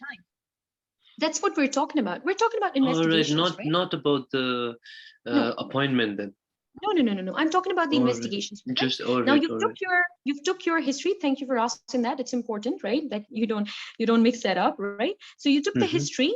right? You took the history, you asked your presenting complaint, you asked the history of presenting complaint, you did the DDs, you did the flaw, you excluded the trauma, right? What else did you do? Right, let's recap, right? It's important, right? So you did the risk factors, the complication, you took the past medical history, you asked if they're taking any medication for that, any surgery, you're asking about the diet, the exercise, the smoking, the alcohol, sexual history, depending on the case, IV drug abuse with signpost, right? Then on the sexual history, you ask if they're sexually active, how long they've been active for, if they are having a partner, if that's stable, if that's not stable, then how many partners you've had in the past 6 months, are you using protection, when was the last time you had unprotected sexual intercourse, right? If there is a partner, what's their age, right? Okay, so things like that. We're done that. Now we're coming to the part where we are asking them before examining that, is there anything you want me to do? Now, this thing you'd ask mostly in the accident emergency. Why in that area? Because you've got the things, you've got the CT, you've got the MRI, you've got the ECG, right? You've got the things here, right? And this is in the accident emergency where you would, at the time of examination, along with that, say that along with that, I'm going to run some investigations. Why? Because if you are in the GP, you're going to do investigations in the case overall. But if you are in the GP and you said that along with that, I'm going to run some exams, right, some tests, then you have to wait for the results. So it's stupid to talk about the examination, about the investigations with examination in the GP clinic. But if you are in accident emergency, I hope you're following, Dr. Ali. Yeah. But can I tell them Mhm. that I'll start you off? For example, somebody comes with, I don't know, a pain, like something non-serious that sound maybe something to do with thyroid problems. So I can tell them like, or no, if I do suspect like thyroid problems, then I'll just refer them to endocrinologist, right? Yeah, Or yeah, will I do like definitely. But that, like right now I'm talking about examination. I've not come to management. When you come to management, you refer them. or After you say that I'm going to do some investigations, that's when you refer them. Just talking about that, when you should talk about investigations. There are times in accident and emergency in the pediatrics where you talk about with examination investigations, right? But in the GP surgery, you usually don't do that, right? Because if a person's in the accident emergency, they've got a chest pain, you'd say, I'd be examining your chest, I'll take your vitals, I'll do your observations, and I'd be running some infection marker, right? I'll be running some heart markers, I'd be doing your heart strip, right? Like the ECG strip, right? You could say that, right? Or the strip for checking your rhythm of the heart, right? We can explain them a little. And, because the results you'd get immediately. Okay. This is why we explain it there. Okay. Now, after the consent, you do examination, right? Now, in the examination, you're going to verbalize it. Always take consent. Always take consent, right? Now you've done the examination. You found out that, the person's having chest pain. They're having shortness of breath. They're having some, some saturation problems. So you tell them that, now before you do that, you'd be saying, thank you for letting me examine you. Thank you for answering my questions. Now comes the third part of your ICE. We did concern where, Dr. Ali? concerns when we took the present complaint history, like present complaint history and all that. When did we do expectations? Right before the examination bit. Examination, right? yes. Now we're going to talk about, do you have any idea what you might be having? But, if a person's got an MI, do you ask them that question there? Do you have any idea what you're having? You might, but it depends on, again, your rapport building. How is your rapport with the person, right? If you've built a good rapport, then you can even ask that. But usually this is for chronic cases. Idea is for chronic cases, usually, right? Because a person's been dealing with a thing for 3 weeks, right? By that time, he must have Googled it, but never refer the patient to Google, all right? Otherwise, NHS is not going to get money, okay? Okay, all right. So talk about the idea. Do you have any idea what's happening? So this is where you're about to give them provisional diagnosis. And I told you, when you start talking about the provisional diagnosis, you've come at management. Now you are at management. Now, in the management, you start with provisional diagnosis, right? That this is a provisional diagnosis. There are 2 ways of telling the provisional diagnosis, right? Number one, you're going to say, thank you for answering all my questions and bearing with me, letting me do the examination. I think you've got MI, myocardial infarction. Do you know what is an MI? Okay, do you know what is an MI? Okay, that's number one. Do you know what's an MI, right? That's such a bad write-in. Do you Okay, no. What is MI? It's still bad, but I hope you're bearing with me, right? Do you know Yeah. what is MI? Right? That is one way of doing it. The other way, which I find good and which a lot of people recommend, which is Dr. Ankur, Dr. Mo, Dr. Samson, Dr. Swami, Dr. Hamid. These are the gurus of Plab too. That's what they Okay. recommend. They say that you should tell them the positive of the presenting complaint, all the history that you took, something for the family history, maybe the skipping of the medication or whatever there was, right? And the examination, right? Like, for example, a person's got MI. We're just stuck on MI today because the first thing that we'll be doing is chest CVS in the following class. So you ask them, you tell them that, based on what you told me, you said that you'd got a chest pain, you had shortness of breath, your family history is positive for MI, and on examination, I found out that your saturation was really low, and your investigation showed that the heart markers are high. I suspect that you're having a condition called myocardial infarction, right? Then you Um, explain to them, have you ever heard about it? Right? The person would be like, no, I don't know what that is. Then you can explain, like it is when the blood supply to the heart is low, and that's where when you start getting pain, and it is severe chest pain. You understand, Dr. Early? That is yeah. far better way. So Mhm. I don't. I'm not supposed to say you're having a heart attack. I'm supposed to Yeah, say you can say. you're having a Mhm. myocardial infarction, and then go No, no, on no, no, no. about Anything, explaining it. anything, anything. Now it depends on what you want to talk to them. You could say you're having a heart attack. That's all right, which is in medical term known myocardial infarction. See, any medical term you use, we said that this exam. We started by saying that this exam is what? What is it? This exam about? IPS. Communication, not just Communication. Yeah. IPS. Oh, IPS sorry. is Yeah. part of Sorry. it. Sorry. Sorry. Communication, Yeah. right? Now the communication includes the IPS, the data, the management. Yep. Right? You're telling them that. You're asking them questions, right? So you were asking that, can I say heart attack? You can. If you are saying MI, if you're saying ECG, if you're saying troponin, you have to explain it. You can take the names, but you have to explain them. You're saying that I'm going to give you, steroids. That is very common, but you'd say, this helps in reducing the inflammation. Now you have to explain what inflammation is. Mostly they know, but if they don't know, you're going to say that, it's a response of a body to an injury. Simple. You have to explain. Every time you use medical term, explain it. It's not like you cannot say it. If you say it, explain it. Right, Dr. Ali? Clear? Definitely yes. Okay, now let's come to management. I know it's taken long, but it is really, really important, right? This is your basics of all the Plab 2. Okay, and we've just done medicine structure till now, just medicine structure. All right.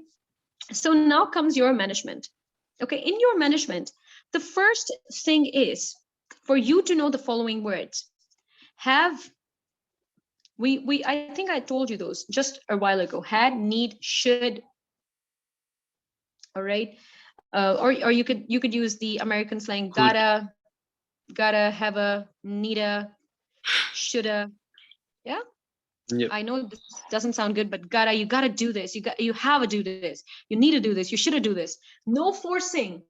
In your management, you can't force the patient. Let him die of MI, unless he lacks capacity, which we're going to talk about. Right? What is capacity? Yep. Okay. What is mental capacity? We spoke of that when we were doing medical ethics. You remember that? Yep. When we Yeah. studied Yeah. Lab I'm 1? good with it. Yes. I'm okay with it. Right? Yes.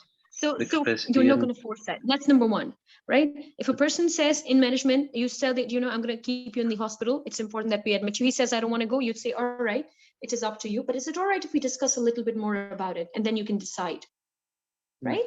You're not going to say, no, you have to say you're dying. No, you can't say that. You have to. You need to lose weight, right? You don't say that. You got to stay in the hospital. You need to have this test. You should be following this exercise. No, we recommend, right? We recommend. We can't enforce. Yes. We can't enforce. We can never enforce, right? Which is different from what we do in our countries, isn't it? Right? Okay, recommend, right? Yes, Dr. Ali, you were saying something.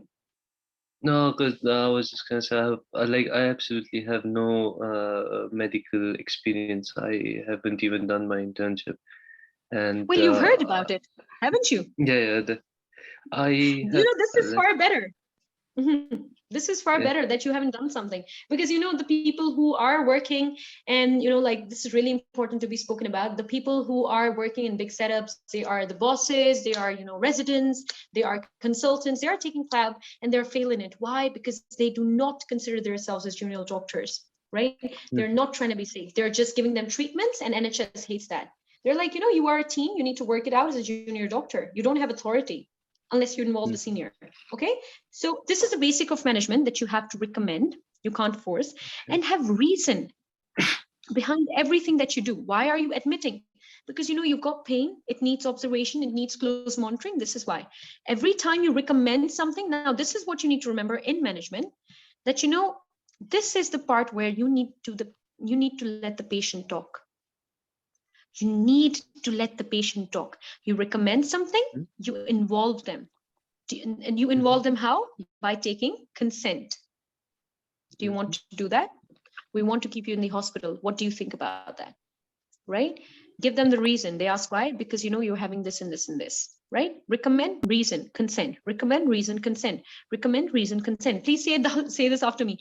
RCR. Recommend, reason, reason, recommend, consent, and reason. Okay, all right. That's really important. You recommend something, whether it be an option, whether it be an advice, whether it be a recommendation. You give them the plan, you give them the reason, you give them the consent. You ask for the consent. You don't give them, you ask for the consent. It is why am I saying this? Because you want to make sure that in the initial part you were asking so many questions. First of all, you don't have to ask so many questions. Secondly, because you're asking questions, now is the time when you make it two-way. I hope I've said two correctly. Two-way. It's a two-way conversation. Why? Because at this part, when you explain the thing, the patient's going to have questions. All right. So there are certain basic things when it comes to medicine structure for the management. Number one, this is what I learned from Dr. Mo. So I'm going to take his name. It's like, obviously give credit where it's due, right? So number one is admission. If the patient needs admission, okay, then home, whether you're sending them home or you're referring them. Now you need to decide depending on the case. Admit, home, or refer. Okay, I would like to admit you. I would recommend that you get admitted because you're having an MI. We need to, keep a close monitor. Number two, after you've said that, you'd say, I'd involve my senior, because I want to make sure that this is what I think, and this is what we make. I would involve my senior to discuss your case. That's number two. Number three is investigation. Okay, now you did some before. Now the person's got MI, you did some TROPs, etc. You would repeat the TROP, right? Now investigation includes four things. Number one, blood. Okay, or I call them fluids, right? The fluids, things that come out of your body that you examine for. So fluids, number one, blood. Number two, urine, right? That also comes out. Okay, then stool could have diarrhea, etc., whatever, right? So these are the things that come out of your body. Okay, this is then you have got your images, right? Which includes the CT, the MRI, the X-ray, the ultrasound, the Doppler. But you as a junior doctor can do which images? Which images are the ones that you can do? Chest X-ray, you can do that. Chest X-ray and ultrasound, yeah. probably. Ultrasound, you can do ultrasound, right? You can do ECG. As a junior doctor, you can do ECG. You can run a Doppler. All right, as a junior doctor, these are the investigations that you can do. All right, so admit, involve the senior, do the investigations relevant to the case. All right, then comes your treatment in the management, right? In the treatment, I hope it's not a big class. It's not it's a very long class, no, but there's so much to teach. Okay, yeah, so I'm actually fine. That's good. That's good to know. So treatment, which includes sign and symptoms, symptomatic treatment, right? Symptomatic treatment, very important. We call it symptomatic treatment. Okay, symptomatic treatment. Number two, which symptomatic includes what? As a basic junior doctor, it includes four things: oxygen, right? Fluids, oxygen, fluids, all right? Painkillers, or, right? Painkillers. Mostly, right? And now, you can't just give them painkillers in the beginning, right? Like a person's got MI, right? Now we're going to do, now there's a video that I want you to watch. It's on YouTube. That is the error the NHS error, right? Like NHS is telling you that these are the things that you're not supposed to do. I've sent you the link. I want you to watch that, right? I've put this there on the YouTube. I want you to watch that after this class, because there you learn so many things, right? You don't pretend to do things, right? A person's got MI, you're gonna, and the score of the MI is, right, you know, like you scored the severity of the pain, and the pain, he said 8, right? Then you wouldn't say, do you need some painkillers? You would say, is it all right if we continue the examination or the conversation? The patient says yes or no, right? If the patient says no, then you'd say, do you need some painkillers, right? Or is there something? And even then you don't say, do you need painkillers? You'd say, is there something that you want me to do? If, because you know, you don't want to say that I want to give you painkillers, because you don't know that in the cubicle they have painkillers or not. If you offer them painkillers, and you don't have painkillers in the room, you can't pretend that. What I'm telling you here is that if the patient asks for it, you are safe. But if you give them that, you are in danger. Okay? You understand that, Dr. Ali? Don't pretend to do things unless the patient is doing it, because you know it's the patient's fault. He asked for it. If patient's having, you know, you're breaking the bad news, silly. and yes, please go ahead. Yeah, it would look like extremely silly if I was to offer something that I can't administer afterwards. Yeah, that's silly, right? Now, for example, you're breaking a bad news, right? The patient's crying, right? Now, unless the patient says, may I have tissue or a glass of water? You wouldn't say, do you need tissue? Do you need a glass of water? What if it's not there in the cubicle? That's negative marking, right? Don't pretend to do things. So treatment, symptomatic, which includes oxygen, fluids, painkillers, and what? Antibiotics. All right, antibiotics. That's the symptomatic treatment. Then there is the lifestyle management. Lifestyle management for history, right? For history taking, lifestyle management, which again focuses on the questions that we asked DASA, right? What was DASA? Diet, exercise, smoking, and alcohol. Right? So we're going to say, I highly advise you. You're not going to say you have to stop drinking. You know what, John, you got a problem. You have to stop drinking. We don't say you have a problem. First of all, don't label the things, right? We're not going to say you have an alcoholic habit. You are an alcoholic, right? We don't label them. Because, you know, if you and I were alcoholic, we wouldn't like that. This is, again, where your empathy comes in. What would you want to do? What would you want to have if you were in the patient's position? That is, you know, I say empathy is the highest form of selfishness. Because for you to feel someone's pain, you are saying that, what if I have that? You know, that's what I call it. But this is super complex. I don't know if you're getting this. What I'm trying to say is that empaths are totally selfish. Unless you feel the pain, you're not doing anything about them. Right? So, you know, like there is this joke that goes around that in the UK, I guess, that, you know, there was a time when UK was struck with hunger, there was famine, and, you know, people didn't have bread. So somebody told the queen, you know, people don't have bread to eat. They said they should start taking cake. Why don't they eat cake? Right? This is a very lame joke, but, you know, what we're trying to say here is that, you know, unless you go through the thing, you're not going to offer them. Okay, so that's why we try and put ourselves in the patient's shoe, right? So don't call it a habit, don't call it a problem. Use some terms. I think that this alcohol is deteriorating your mental health, your physical health. It's bad for the liver, and this is why I recommend that you get help. Right? You're not going to say, I want you to stop drinking. No, right? So this is your lifestyle management. Right? So you manage them. Mostly the counseling stations, that's the next thing we're talking about, is about this, managing the patient.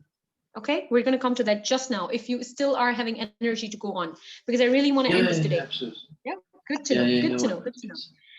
That is good to know, Dr. Ali. All right, so that is your fourth thing. So what did we do so far? Number one, in the treatment, admission. Okay, admit, home, refer. That's number one. Number two, involve the senior. Okay, then your labs, which include the 3 kinds of fluids, right? Your blood, your poo, your wee. That's what they call it in the UK, right? Blood, poo, wee, right? Right? Yes. So blood, poo, and wee, BPW. We don't have the BMW, we're gonna get the BPW. And the image, okay, the image, all right? Those are your labs. Then comes your treatment, which is gonna be symptomatic. and your symptomatic treatment as a junior doctor is oxygen, fluids, painkillers, antibiotics, right? Then, and apart from that, depending on the time, etc., it's your DASA. Okay.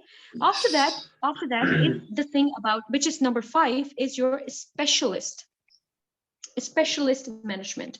Okay, that, what would this specialist do? So you just say that, like you see over here, you're admitting the patient, or you're referring them home, or you're referring them to the specialist. So what do? You involve the patient. This is what you would do. This is what the things you would do. You maybe would do the exams of the blood, the poo, the wee, and maybe you would be doing some x-rays, some chest x-rays, etc. Right? You give the treatment, which is oxygen, fluids, painkillers, antibiotics. You tell them about the diet, exercise, smoke, and alcohol. Now you involve the specialist. Now you tell them what the specialist would do. The person had an MI, the specialist is going to do PCI, right?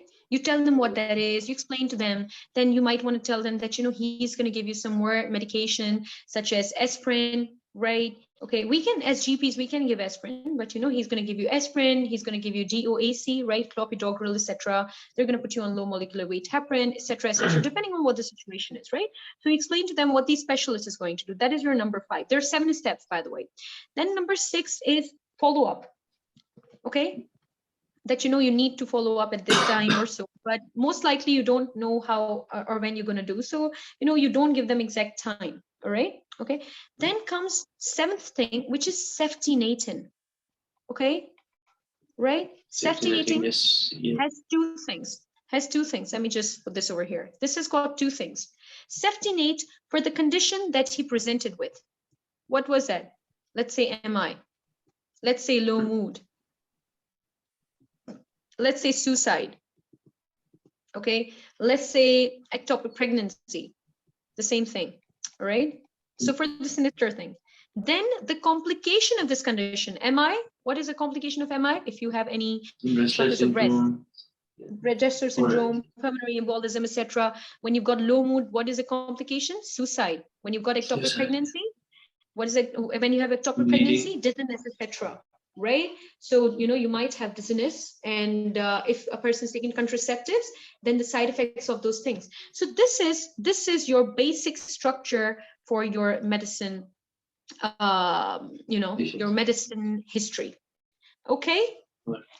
Dr. Ali, if I give you Yes. 2 minutes, can you revise it all for me? Just 2 minutes, whatever you remember. Yes, please, go ahead. You got this, all right? Don't worry about it, because I want you to remember it. This is interactive, okay? Otherwise, I can do and give a class, have 20 students with me. This is one-on-one, okay? Right. What do you begin with? So, 2 minutes. so first of all, first of all, I'm going to read my task. So after I've read my task, I know which setting am I in, and I know the name and age of the patient. So I'll enter the station, and I'll greet, I'll introduce myself, confirm patient's identity.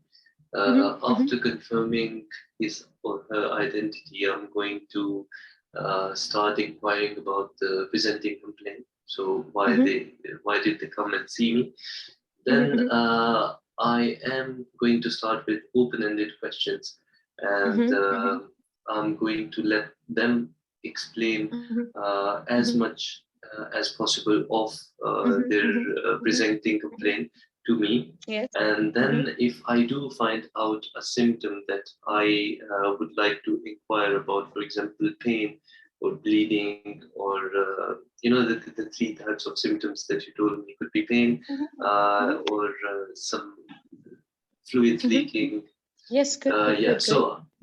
So I'll depending on what kind of symptoms they've come in, I'm going to go into more detail about the symptoms, and then I will also, while after doing that, I'd ask a few questions about differential diagnosis to do my differentials, and after that, I could even, there was that part of Maftosa where I'll ask about past medical history and family history. No. Before that, let's backtrack. Right. So after DDs, flaws, right? Trying to exclude cancer, then. The concerns. trauma. This is again in the DV, right? Then concerns. Then, please go ahead. I'm sorry for breaking your thought. Yes, please go ahead. Yeah. So concerns, yes, and yeah. Then I'll move on to past medical history, family history, and DESA. And yes, so then I should come up with provisional diagnosis. And okay. Just backtrack. DESA, sexual history, right?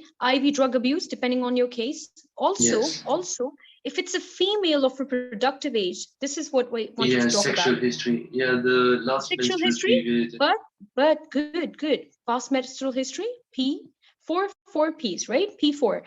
Yeah. Pills, if she's on any contraceptive pills, right? That's what I forgot to talk about, right? So let me just go back on it. Pills, past medical history, pap smear, and if she's pregnant. Okay? All right? Okay. And after this, of past medical history, sexual history, P4, what is that after there? Then there comes the part with examination or... No. Before that, Meftosa. Meftosa, yes. Okay. Yes, right. Then what would you do? So this is that, right? This is just this, okay? Depending on, what is the case, right? Let's just see if that's what you said, right? All of it is right. Okay, just confirm it, right? All of that, right? See, good. You remember it's very good. Okay, after that, Dr. Ali, what you going to do? After that, because if I talk for 2 hours and you don't remember it, then it's useless, right? You are absolutely right, yes. Okay. And yeah, in fact, so I would, after finishing Meftosa, I should be able to at least provide a provisional diagnosis. Okay. And yeah, but before that, sorry. Before provisional diagnosis, depending on the case, I should examine the patient because that is also part of my data gathering. So true, good. once I have all the data that I need I will be able to so I will be able to probably make a provisional diagnosis. Yes. Okay. So examination, labs is provisional diagnosis, and after explaining my provisional diagnosis, before that, just one thing you forgot is that before examination, ask about the expectation. Is there anything you need us to do today? Yeah. And before you give the provisional diagnosis, you'd say, do you have any idea of what is happening? Right? Okay. All right. Okay. So you gave your provisional diagnosis. Now what? All right. So I've given my provisional diagnosis. Now I should outline what I could do for the patient at the moment, which is within my competencies. Very right. If it is a pain symptomatic, if there is pain, so I could start from the very beginning. Start from the very beginning. 7 steps. That's Dr. Mo's way of doing things, right? He's one of my teachers, right? That's his way of doing things. So I'm just giving it to you, right? Start from the first step. What's the first step? I think I'm going to need some help. No worries. Management, first, RCR. What is your RCR? Recommend. Recommend. Yes. Consent. Okay, recommend, consent, and what was the other R? Reason. Right? Recommend, consent, reason. This is like the basis of your management. Then in the management, what's the first thing, Dr. Ali? Where are you going to treat the patient? At home? Referring them? Admitting them? Right? So admitting whether they're going to stay in the hospital or whether they can continue their treatment at home. And then I should, if I'm admitting them, then I have to involve my seniors. Always involve your senior, whether you admit them or not. Admit or not. Even if you refer them, always involve your senior, because you are what? You are an FY2. If you want to pass the exam, you have to act like a junior doctor.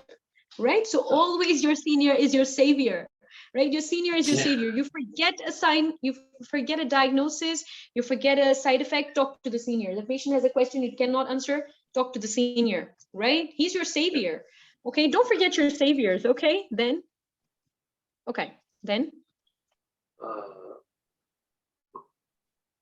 So it made senior. No idea. So you admitted the patient. No, don't worry. You admitted the patient. You involved the senior. You're just going to admit him and let it be like that. What would you do next? Think about it. You are in the hospital. So You're sending investigations. Good. Okay. What does that include? Could be bloods. So any of the tests on fluids, bodily fluids. Could be blood, could be urine, could be sputum. Could be pee, right? Blood, wee, poo. Blood, wee, poo, and any of the discharge that there was, right? A female came with a discharge, front passage discharge, you talk about that. So bodily fluid investigation, right? Depending on what he had, okay? But sometimes you won't have a body fluid diagnosis, so you'd have to, you'd have to say BWP, okay? Then what? So image. Investigation, then imaging. Yes. Imaging what can could be an X-ray, Doppler, and ultrasound.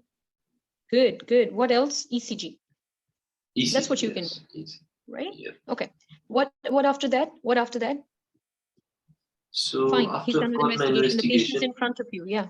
What do you do next? Yeah. So I will recommend, I should come up with a management plan.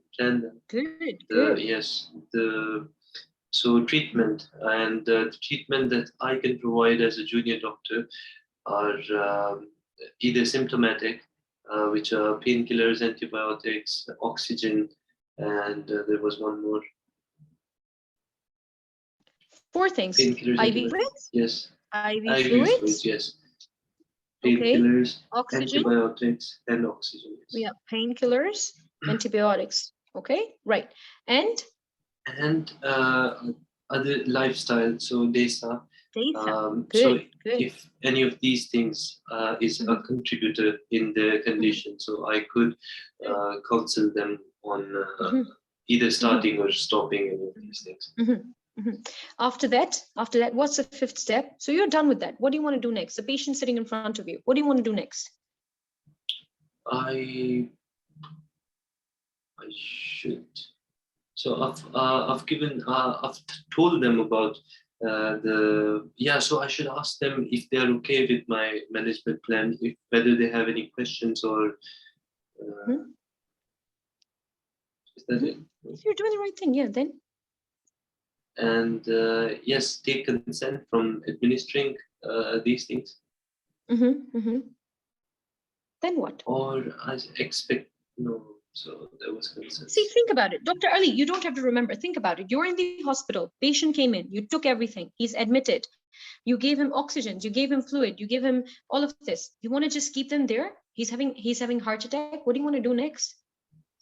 All right. Yeah. So again, depending on what their problem is, they are now stable. So my job was to stabilize them, admit them, stabilize them. So now they need to be seen by a specialist. So I should refer them. Yeah. Okay. I should refer them to the correct specialty. And tell them about what they're going to do, how they're going to manage. Yes. Then, what they could do. And so then they come back from the specialist. Now what? Fine, he's not your problem anymore? No, they've come back from the specialist. So the specialist must have given, confirmed the diagnosis, must have prescribed the specialist treatment as well. Then what? Then they go home. That's it? That's done? Follow-ups. Yes. Good. Right. Okay. After that, what is essentially important? When they should come? Yes, follow-up. But what else? When should they immediately come to you? What is that? All right. So safety netting, red flags. Good. Very good. So you're I'm done not with that. Sending them home. Yeah. You got 50% of your marks already. Good. No. You can. That's encouraging. see, well begun is half done, right? Well begun is half done. Yes. Hey, I'm not making this up. This is what you already know. Okay. All right. Okay. Yes. Now let's come to the second part of things, right? And that is easier, right? So somebody is now, those was just medicine. Okay, that was medicine. Now let's come to counseling structure. All right. That depends on when you have time. And I'm hoping you have time. So counseling structure. Now, how would you know that this is medicine or counseling? Number one, okay, right? I told you those are three basics. So counseling. In counseling, the patient would already be diagnosed. You don't have to take the diagnosis. You don't have to reach the diagnosis. The patient would be diagnosed, but the patient would have some concerns. Okay, the patient who has some concerns, maybe you have to counsel them for the procedure. Okay, maybe you have to counsel them for the lifestyle, the DESA. Maybe you have to counsel them for their condition, right? So what do? Here too, you would greet, you would introduce, and then you'd say, you know, I've got the results, or, you know, not the results, but for example, you know, they are going for a procedure, right? They're going for a procedure. You're counseling them. They're going for, no, they had an MI, right? Let's take the patient at the back, right? That person had MI. They had come here. Now, what do you want them to do? You want to tell them about their lifestyle, right? That is counseling, right? Now, that is your whole management. That is the whole station about. You have to counsel them. So what do? You tell them that, you know, I can see from my notes. Now, this is where you can say that, you know, the patient, know the condition. You're going to say, I can see from my notes that you were here for your, for the treatment of your MI, and how are things? You build the rapport. You say, how was the hospital? How were the nurses? Do you have any questions? Is there any concern? Then the patient would say no. Then you would ask them, what was the reason you came to the hospital? Right? Again, you ask them, you take a focused history. This is known as taking a focused history. Okay, so you'd ask them that, what was the reason you came? Okay, just a little, let him talk, right? Let him talk. What was the reason you came? Now, you're not going to ask them, did you have a chest pain in the arm? Like they had MI. Obviously, if they had MI, right? They said, I have a chest pain. And then, you know, you'd say, can you tell me a little bit more? Maybe he tells you more. Maybe you wouldn't do that, right? You wouldn't do that. Then the patient would say, you know, like you wouldn't say, did this go to the left arm? That's stupid. Obviously, he already had that. That's a diagnosis. You don't take the whole history again. What would you focus here on are the presenting complaint. Again, if you want to ask that, you can repeat the Socrates, but you would just ask them to tell it in a more way so that you confirm this was an MI, right? Just that. Then you need to ask, what are the complications of MI? Right? Did he develop, now is he having any chest pain? Is he having any shortness of breath? Is he having a fever? Right? Okay, right? Then the risk factors, right? That, you know, are you developing more of a high blood pressure or so, right? So you have to take a history about the risk factors, right? So, you know, what I'm trying to say here is that after you did the Socrates, the presenting complaint, etc., you ask them question about the complications. Now, because, you know, this is focused history, right? You ask them, why did you come? What was the reason that you come, right? And then you explore the problem. Then you asked about if they've developed a condition or the complication from that thing that they were admitted for. Then you ask about the risk factors. What does it mean? Meaning, why did he have the MI? Are you diagnosed with any medical condition? So again, your past medical history might be here, even though they are diagnosed, right? Because, you know, when you are going to counsel them, right? I told you it could be counseling, it could be DESA. You just have to do that, counseling. So if you don't ask the past medical history, right? If they don't have hypertension, if they don't have DM, if you don't ask that, right? If you don't ask their DESA in here, okay, that what is your diet like? Do you exercise? Do you smoke? Do you drink alcohol? Then how would you counsel them about it? Would you know this? You don't know. You just know that he had an MI. You're following me, Dr. Ali. Yeah? Yes. Okay. Yes. So you have to ask this history. You have to take the DESA. You have to take the DESA, right? You have to ask his complications. You have to ask risk factors, depending on the case. HIV patient, you need to ask about, you know, sexual intercourse, right? You need to ask about their blood infusion, IV drug abuse. Very right. If they had traveled in the past, right? Because that is his risk factor for developing HIV. You explore that. Right? Likewise, a person who has been admitted in the psychiatry, they had suicide. So you have to ask about the social factors, right? Why did they do this? Firstly, you would ask them that what brought you to the hospital initially, right? Then you would explore that, right? You would explore the mood at that time, the complication, like, are they still having the low mood?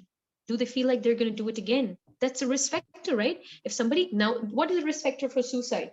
An attempted suicide, a previous suicide, Yeah, isn't it? previous suicide Right? attempt, yes. So you have to ask about the complication. Okay, so risk factor, complication. We're gonna do this as we go along. What I'm trying to say here is you don't have to take the whole history, because this is counseling. This is already diagnosed. That's how you get to know, because the STEM would say that the person has MI. That's a diagnosed case, right, Dr. Ali? Clear? Mm-hmm. Okay. All right. Then what you have to do is then you have to ask them about the concern. Is there anything that you are worried about? Very important. What are your concerns? What are your problems, right? Okay, what are your concerns? What are your problems? After that, you have to make sure that you ask that concern or the condition, right? Again, I told you the Rudyard Kipling, the poem thing. What was that? The I keep poem, 6 yes. honest serving men, right?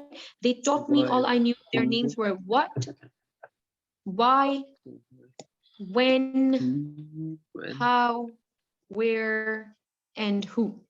Bad writing. Let's do it again. Okay. All right. I had 6 honest servant men. They taught me all I knew. Their names were what, why, when, how, where, and who. Let's just take example of suicide. Okay. Now the person said that, I tried to kill myself. Now your concern is that, what did you do? He did suicide. Why did you do it? I wasn't happy with my life. When did you do it? Just last Sunday. How did you do it? I tried to cut my wrist. I took some medication. Where did you do it? I did it in the bathroom of my neighbor, right? Who took you here? Who found out? Who referred you, right? That question. Okay. So that is a concern. You have to make sure that you explain after this, like, why am I saying this? Because now after you've took the history, the focused history, right? After you've took the focused history, you explore their concern, and now is the time for you to manage, right? Here, you don't give them provisional diagnosis. Here, you explain to them their concern. Are you following me, Dr. Ali? Yes, yes. Right? So you would say that you know what it is, right? You would say that from the details history that you gave me. I think that you have, like, the patient, he has MI. What was the reason? You found out that he's still smoking. You need to stop him from smoking, right? So what are you talking about? His concern that you have to talk about is smoking, right? Smoking. So what would you say? You would say that, from the thing that you told me, it seems like that, you had an MI, and there are certain things that we can do to prevent this in future, right? We want you to, we'd help you with smoking cessation. What smoking cessation? Why? Because you had an MI, all right? When are you going to do it? Whenever the patient wants. Are you going to consider that? Do you think that this is something you can do, right? Okay, how are you going to do that? We're going to involve people, right? Where are you going to do that? In the hospital. Maybe you refer them somewhere. Who would do that? Who would do that? The people whom you're referring them to. You understand this, Dr. Ali? As we do the station, you'd find out. I hope it's not too much to take in.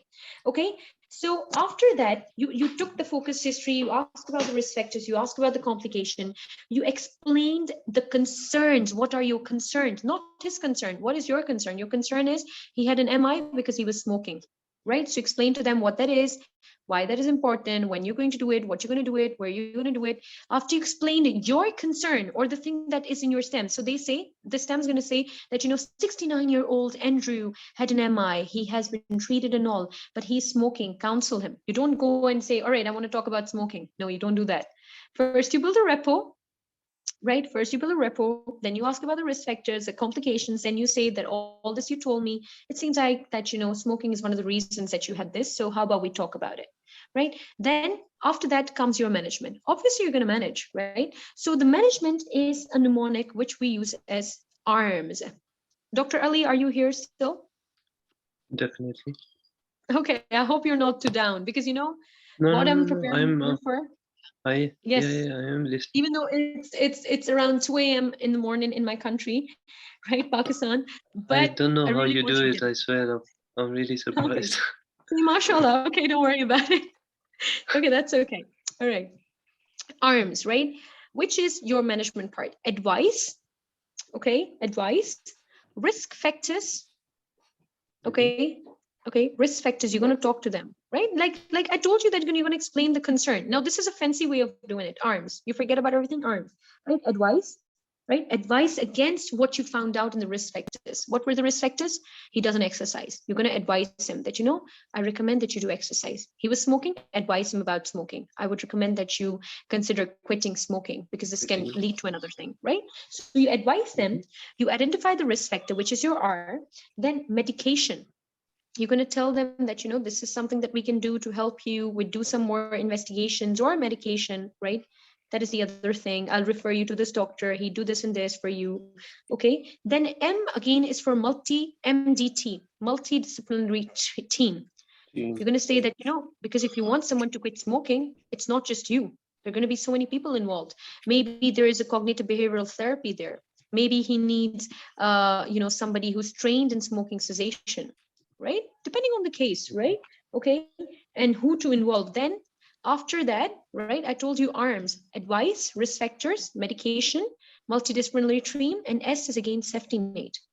Safety net for the same problem, MI, right? Educate the patient. Okay. Again, in this management, what is the main thing about management? What was the mnemonic we spoke about? How is management to be done? RCR. What was RCR? Recommend, Recommend. C and reason. C is what? Consent. Always consent. See, it's not necessary you remember this. I just want you to know that every time you tell him something, you take consent. I want you to stop. I think that, what you told me, it seems like that you had an MI because you are smoking, and this is highly recommended that you stop smoking, right? Because this can lead to another MI. Then you ask for consent. Do you think this is something that you can do? All right, Dr. Ali? Yes. That is all about counseling. Clear? So take a focus history, right? Take a focus history, right? Take a focus history. Why did he come here in the beginning? Is he having any risk factors for that particular condition he came with? Is he having any complication because of that condition? Person came with asthma. You want to ask them, is he still having that problem? That's a complication of asthma. He might have an infection. You ask about the fever, etc., right? What he has right now, right? Then you explain him the thing by just telling him that, this and this and this is what happened, and what we're going to do about it. So that is where your arms come in. Or you can use the Rudyard Kipling thingy that I had 6 honest servant men. They taught me all I knew. Their names were what and why and when and how and where and who. Okay, I don't know if you can remember that, but I want you to keep it, all right, somewhere pasted. Okay, that is I'm just gonna make it my wallpaper and yeah, go for it. Go for it. Okay, go for it. Okay, right, because that is something, right? Like a person. Just think about it. A person came in and they said that, I wanna go to the hospital. Like somebody's admitted in the hospital, and you're counseling them, and like when you start talking, they say, I want to go home. I want to go home. Right? That's what they're saying. I want to go home.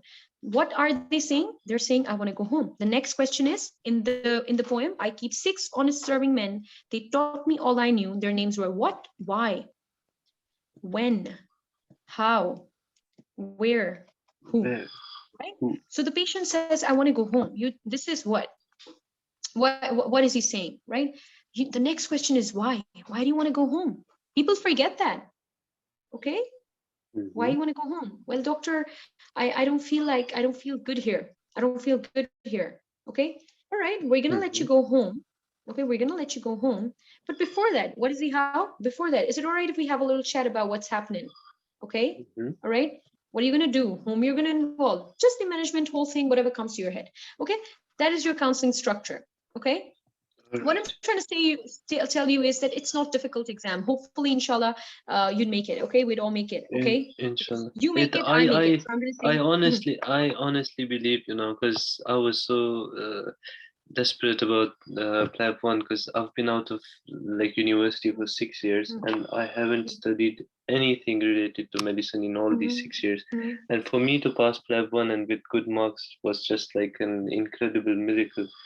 So if I'm I so can proud do of you. that, I can definitely do anything else now. And thank you so You're much, gonna do so very amazing. much. Don't worry about it.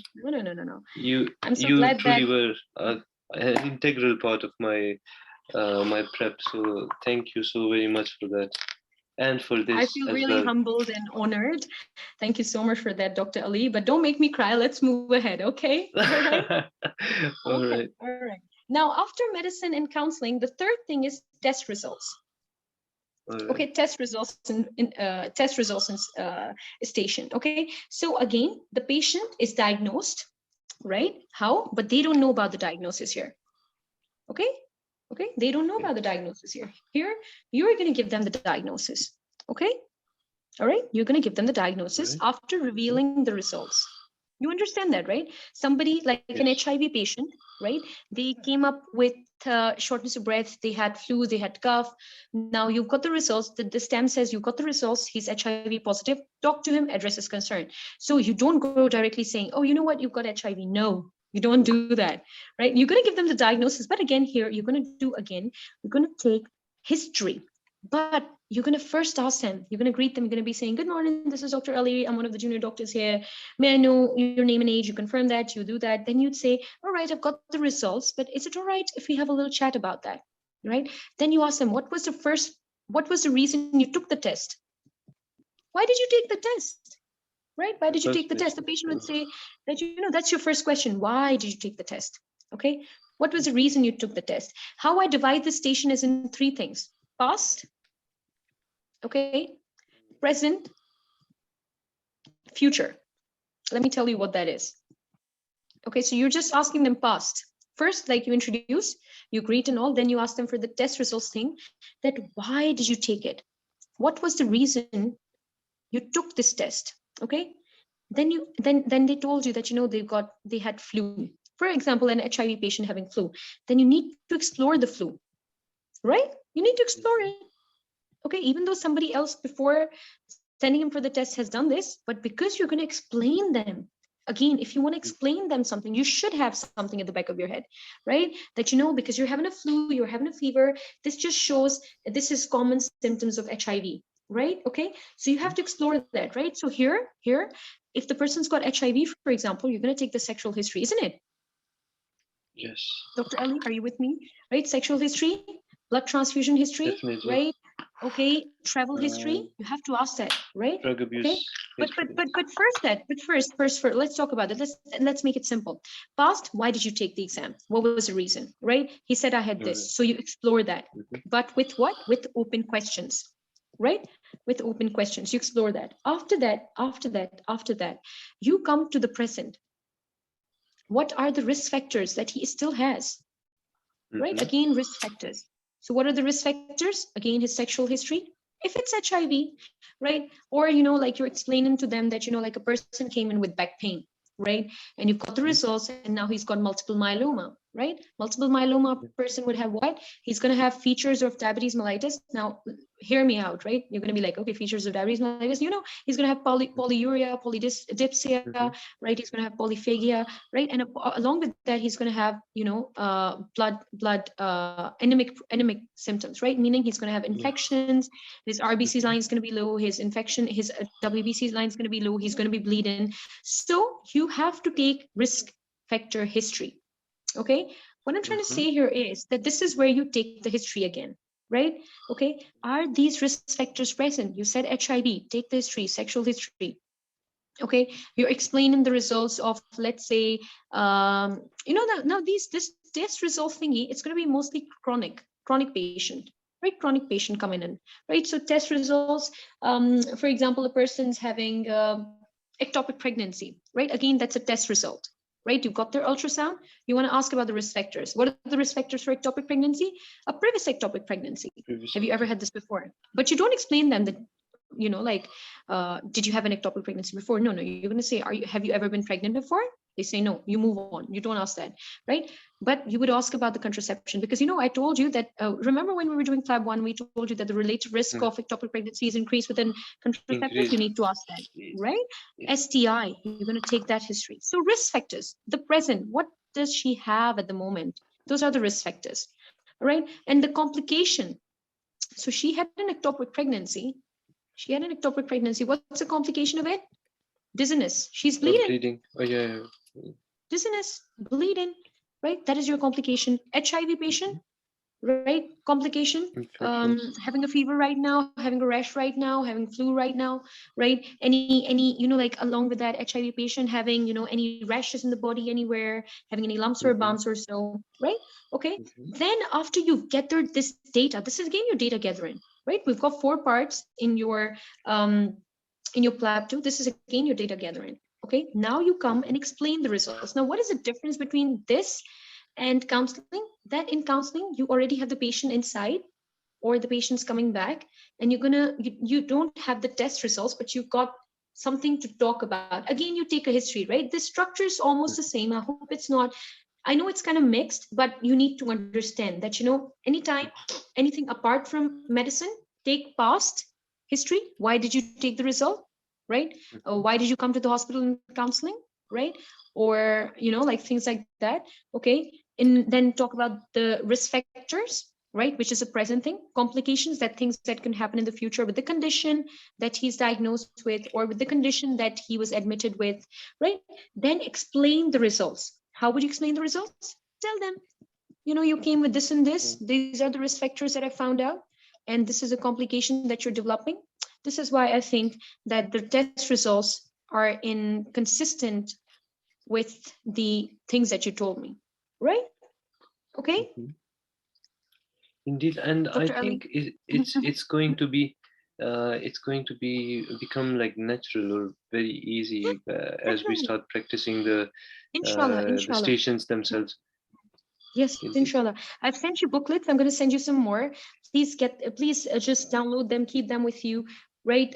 Mostly we're going to use Aspire booklet, right? This is not mine. None of it is mine, obviously, because, everybody's using one another's, right? Like Aspire has got it from Samson got it from Common Station got it from Swami, right? So in the future, if you have someone else, they're going to use someone else's booklets, right? Because it's not mine. That's what I'm trying to say. Okay.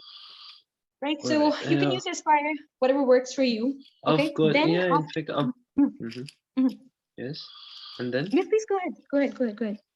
Yeah, I've got some like the up-to-date what do you call them, notes from Swami's Academy. If you if you want them, I can. Whatever works. Yeah. Whatever works for you. Whatever works for you, because all of them is almost the same.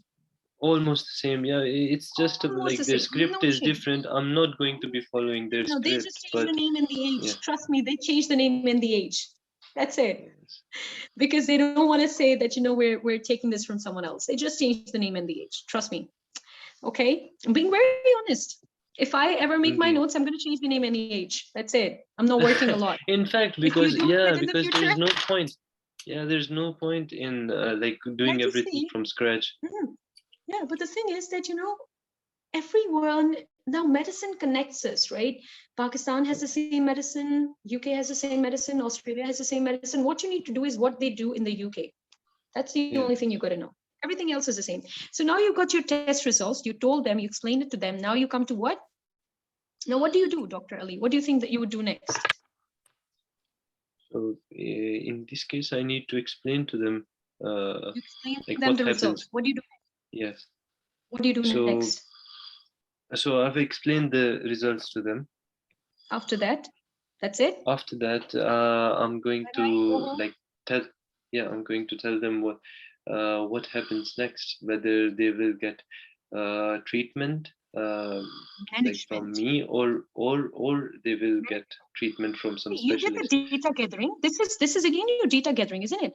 Past medical history, risk factor, complication. They're going to mark you for data gathering, right? Test results, you explain the provisional diagnosis, still data gathering. Now you come to the management, the 4 marks. Okay, management. Now in the management here, you tell them the management plan. I'm going to make this like this, right? You tell them the management plan, right? This is what we're going to do. Okay. You, again, the thing that we did, RCR, recommend, take consent, give the reason. That's it.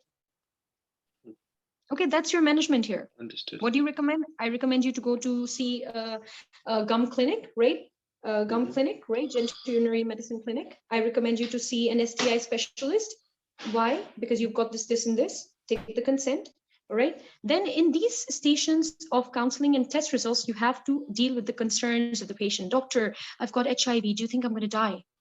You're going to talk about that, right? Why are we saying that keep the history short in this? Because in test results and counseling station, patient's going to have lots of questions, okay? Because you told them something, right? Breaking bad news, test results. That's also the test result station, right? You told them that you've got ectopic pregnancy. Now they want to know what's going to happen. What do we do next, right? So address the concern of the patient and give them medical treatment. That is all your history taking for all these stations, almost. Psychiatry, same, right? All of it the same.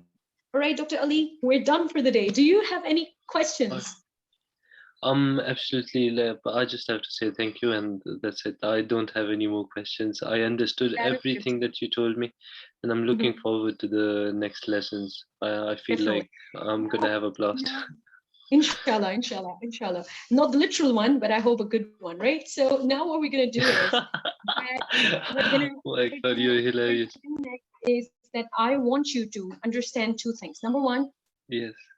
I'm gonna give you scripts, right? You have to prepare them, you have to read them. Next day, it would be the case that I will not teach you the stuff. I'll do it in a mock book, right? So that it saves your time. Yes. Okay. Yeah, right? in It's fact, gonna be a mock book. This is my way of teaching, right? So I'm going to give you some time. You'd have to go through that, and we're going to learn after you read the script. So tomorrow we're going to do CVS. Okay. All right. So I should read about that. Yes, just read that, search that, and also online. I have on YouTube uploaded the medical error thing. Go for that. Rewatch this video, and I'm going to see you tomorrow. Okay. All right, inshallah. Thank you very much, Dr. Hafsa. One more thing, Dr. Ali, that is that, we talked about three things, right? We told you that, they're going to do the clinical examinations. They're going to have your interpersonal skills station and practical skills. Now, practical skills, I cannot teach you here. For that, of course, I'll go to some academy for that. Yeah, I'll go. I did pay like the Swami Academy £100 just to go and practice there, so I'll just do that.